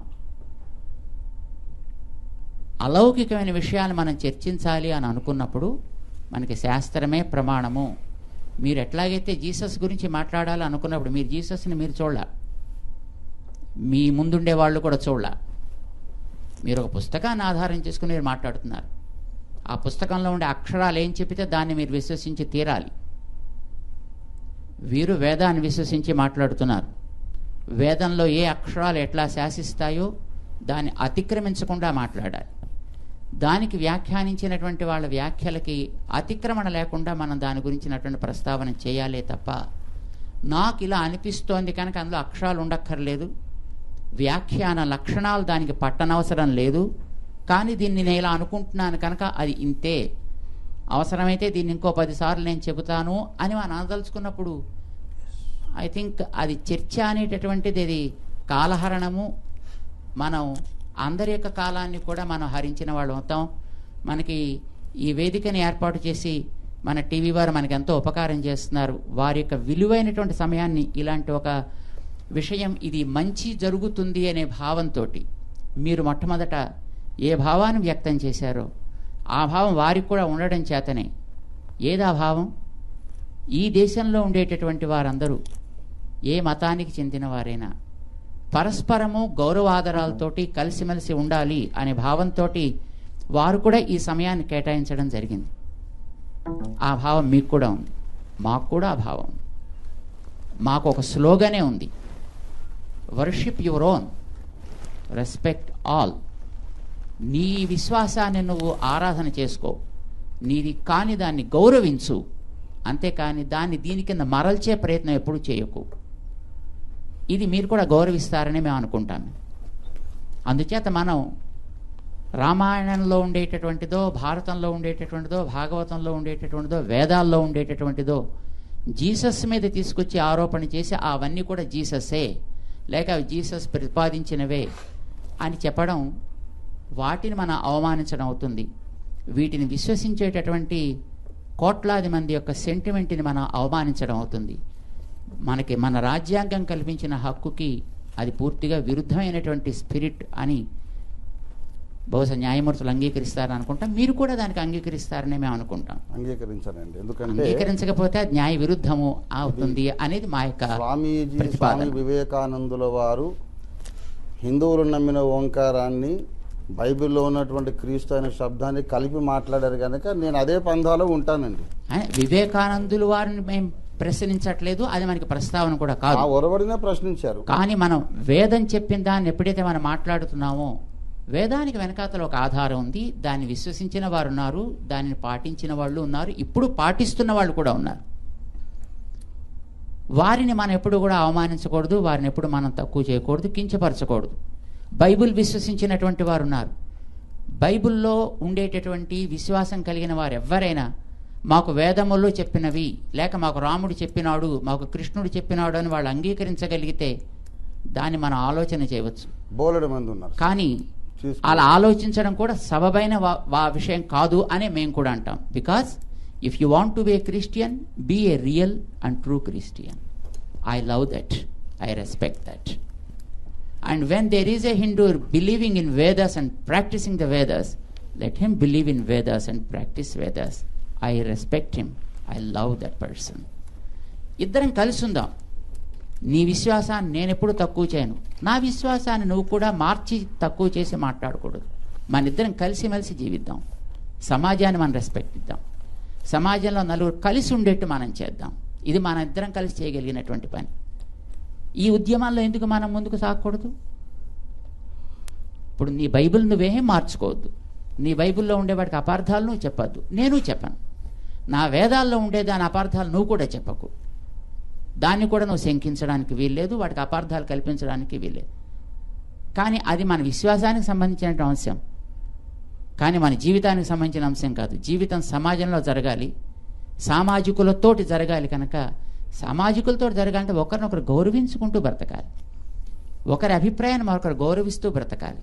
వారి అభిప్రాయాన్ని మనం కించపరిచేటట్టుగానో వారి అభిప్రాయాన్ని మనం తప్పుదారి పట్టించేటట్టుగానో చెప్పడం చెయ్యడం ఇవి రెండు కూడా సమాజానికి హితకరం కాదు. మన ఈవేళ జరిగినటువంటి చర్చ చాలా వరకు ఆ మార్గాల్లోనే జరుగుతోంది. అది బహుశా అది అంత మంచి పద్ధతి కాదు అనేది మా అభిప్రాయం. కానీ మేము మిమ్మల్ని గౌరవిస్తున్నాం. మీరు క్రిస్టియన్గా మీరు చేసేటువంటి ప్రచారాన్ని మేము గౌరవిస్తాం. మీరు క్రిస్టియన్గా మీ చుట్టూ ఉండేటువంటి ఫాలోవర్స్ నడిపించే విధానాన్ని మేము గౌరవిస్తాం. కానీ మీరు క్రిస్టియన్గా హిందూ విశ్వాసం కలిగినటువంటి వేదాలనో తదితర గ్రంథాలనో జీసస్కి ఆరోపణ చేసి జీసస్ దాని మీద ఆరోపణ చేసో చేయడం అనేటటువంటిది ధర్మ విరుద్ధం, న్యాయ విరుద్ధం, సామాజికమైనటువంటి సహజీవనానికి కూడా అది విరుద్ధం. వ్యక్తుల్లో ఉండే సెంటిమెంట్కి సంబంధించిన అంశం కనుక సెంటిమెంట్ని మనం ఉద్రేకపరిచి సామాజికమైనటువంటి కలయికకి బదులు కలహాలను రేకెత్తించేటటువంటి ఉద్యమానికే అది నీరు పోస్తుంది తప్ప కలిసేటట్టుగా చేయదు. కానీ మనం అలా కోరుకోవట్లేదు, మేము అలా కోరుకోవట్లేదు, మీరు అలా కోరుకోవట్లేదు. కనుక మనం ఒకదాని మీద ఒకటి ఆరోపించడం మాని చక్కగా మీ బైబిల్లో ఉండేటటువంటి ఉపదేశాలని, ఆ బైబిల్లో ఉండేటువంటి అపోస్టిల్స్ చెప్పినటువంటి విషయాలని చక్కగా మీరు చెప్పండి. అది వినేవారిని హాయిగా వినమనండి, పాటించమనండి. మిగతా వారిని గౌరవించమనండి. స్వీయ ఆరాధన చేసుకోండి, సర్వ ఆదరణ చేయండి. కానీ సర్వాన్ని నా మార్గంలో కన్వర్ట్ చేస్తాను అని అనకండి. అది సమాజానికి ఆరోగ్యకరం కాదు. కనుక ఇకపైన అట్లాంటి ప్రయత్నం చేయకుండా ఉండడం అనేటటువంటి సర్వదా శ్రేయస్కరం. అది మీకే కాదు, ఇలాంటి ప్రయత్నాలు చేస్తుండేటువంటి వాళ్ళు చాలామంది ఉన్నారు. వారందరినీ కూడా మనం నిలువరించడం అనేది మనందరి బాధ్యత. మీకు వేదాల మీద గౌరవం ఉంది, చాలా సంతోషం. కానీ మీరు వేదాలను పాటించమని నేను అంటల్లా.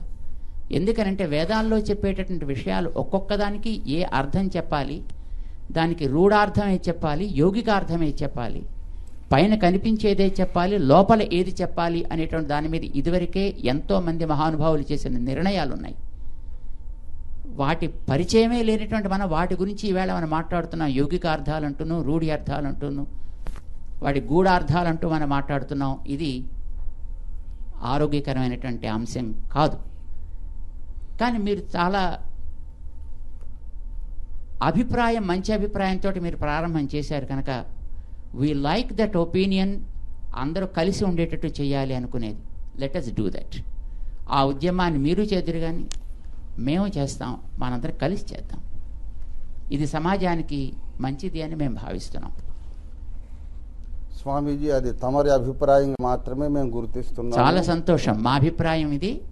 భారతీయ స్వామీజీ అభిప్రాయం, వైదికమైనటువంటి సమాజానికి అభిప్రాయం కూడా ఇది. అభిప్రాయం ఏంటంటే సర్వమతముల సారము ఒక కన్వర్జింగ్ పాయింట్ చూపిస్తే తప్ప సమాజంలో విద్వేషాలు పోవు.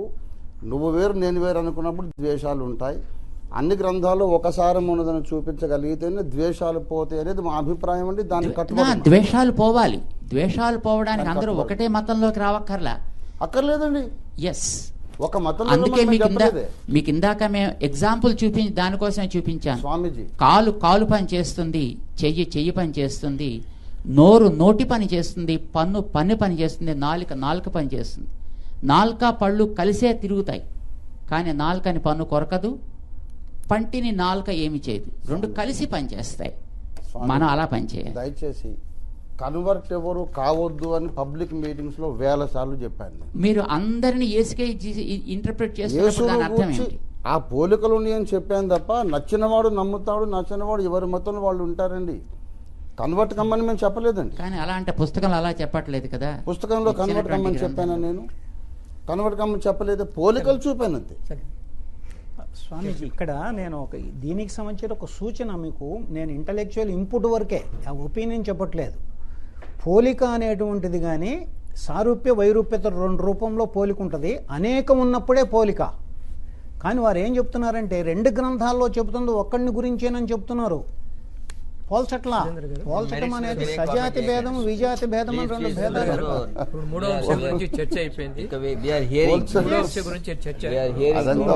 పాయింట్ అదనమాట. ఆ పాయింట్ మనం టచ్ చేయట్లేదు.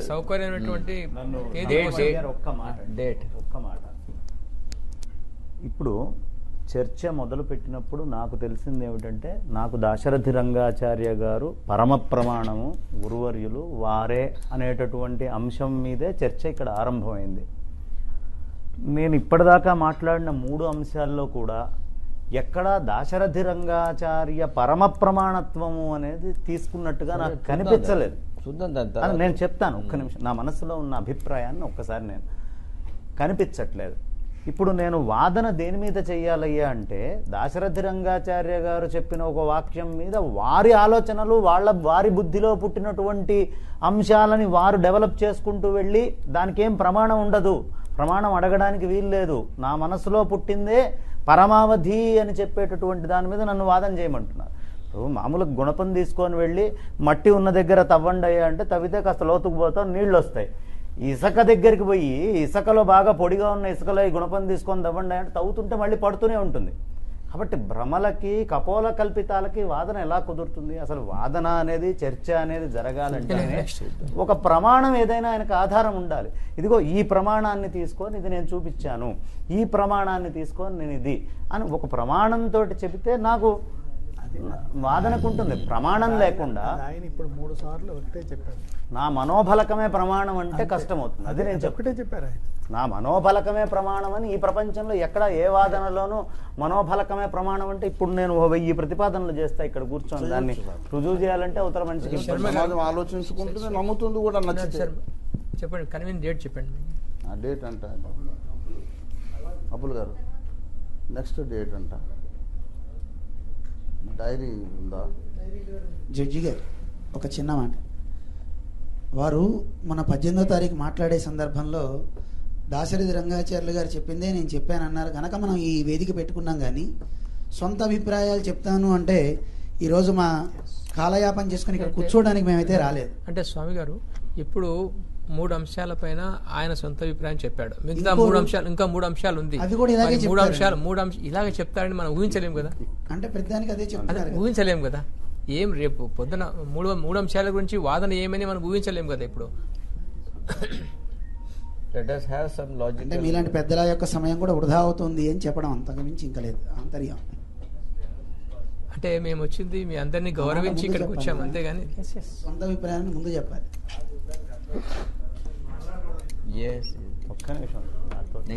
సొంత అభిప్రాయము అనేది దాని ముందు ఒక చిన్న క్లాజ్ ఉంది. దాశరథి గారు చేసిన అనువాదాన్ని బట్టి నాకు కలిగిన అభిప్రాయాలు. అది కూడా అందుకు ఈ చర్చ జరుగుతుంది. అది కూడా సొంత అభిప్రాయం కింద లేకపోతేనండి సొంత అభిప్రాయానికి అనువైనటువంటి దారి తీసే సంగతులు వారు చెప్పారు అనే సంగతి నేను చెప్పాను. అందుకే చర్చ చర్చ ఉండదండి.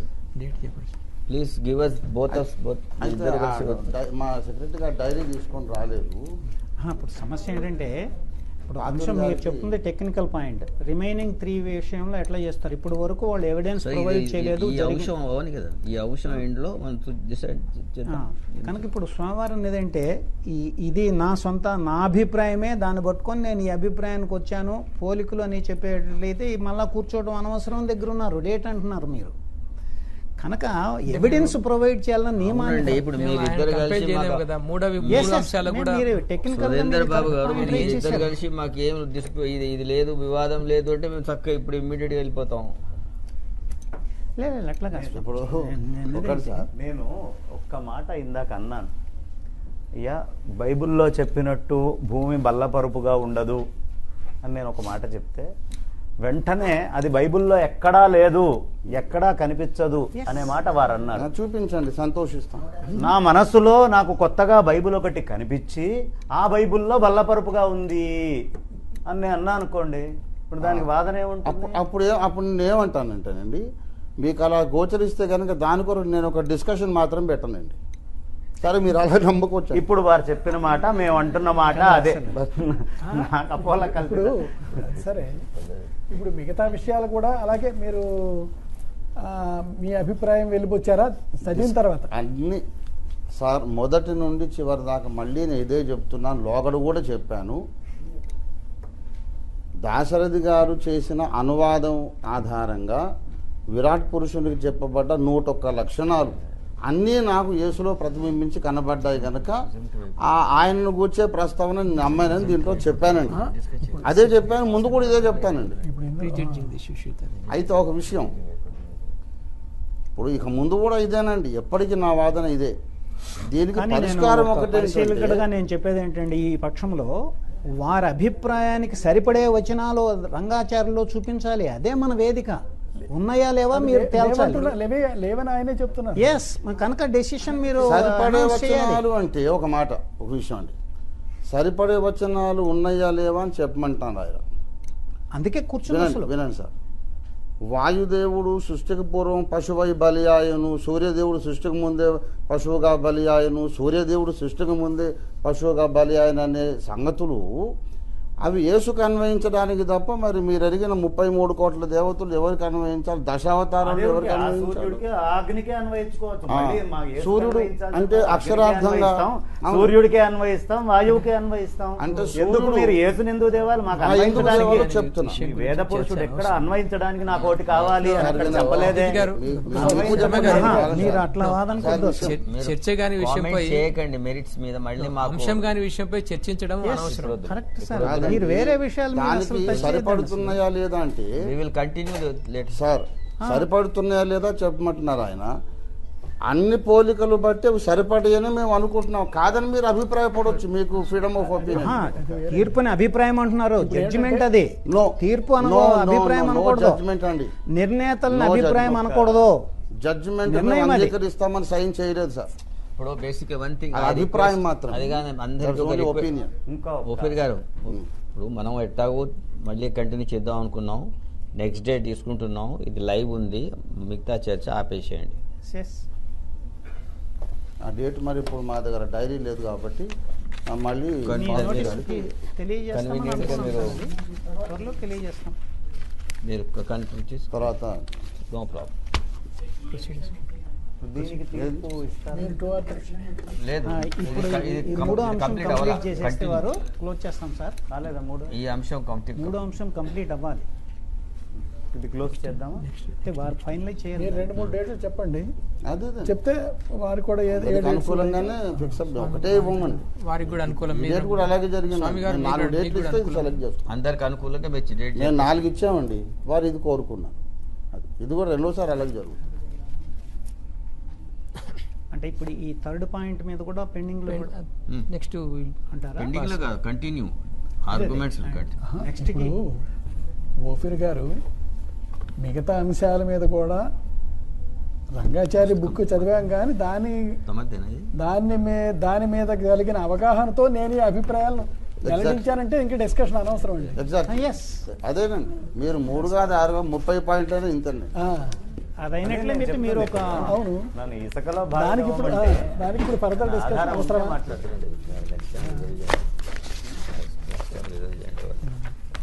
మంచిదండి.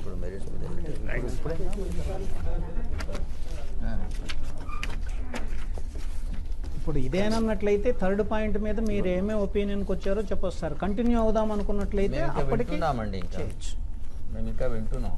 థర్డ్ ది ఫైనల్ ఓకే అయిపోయింది. వాళ్ళు yes to give us permission.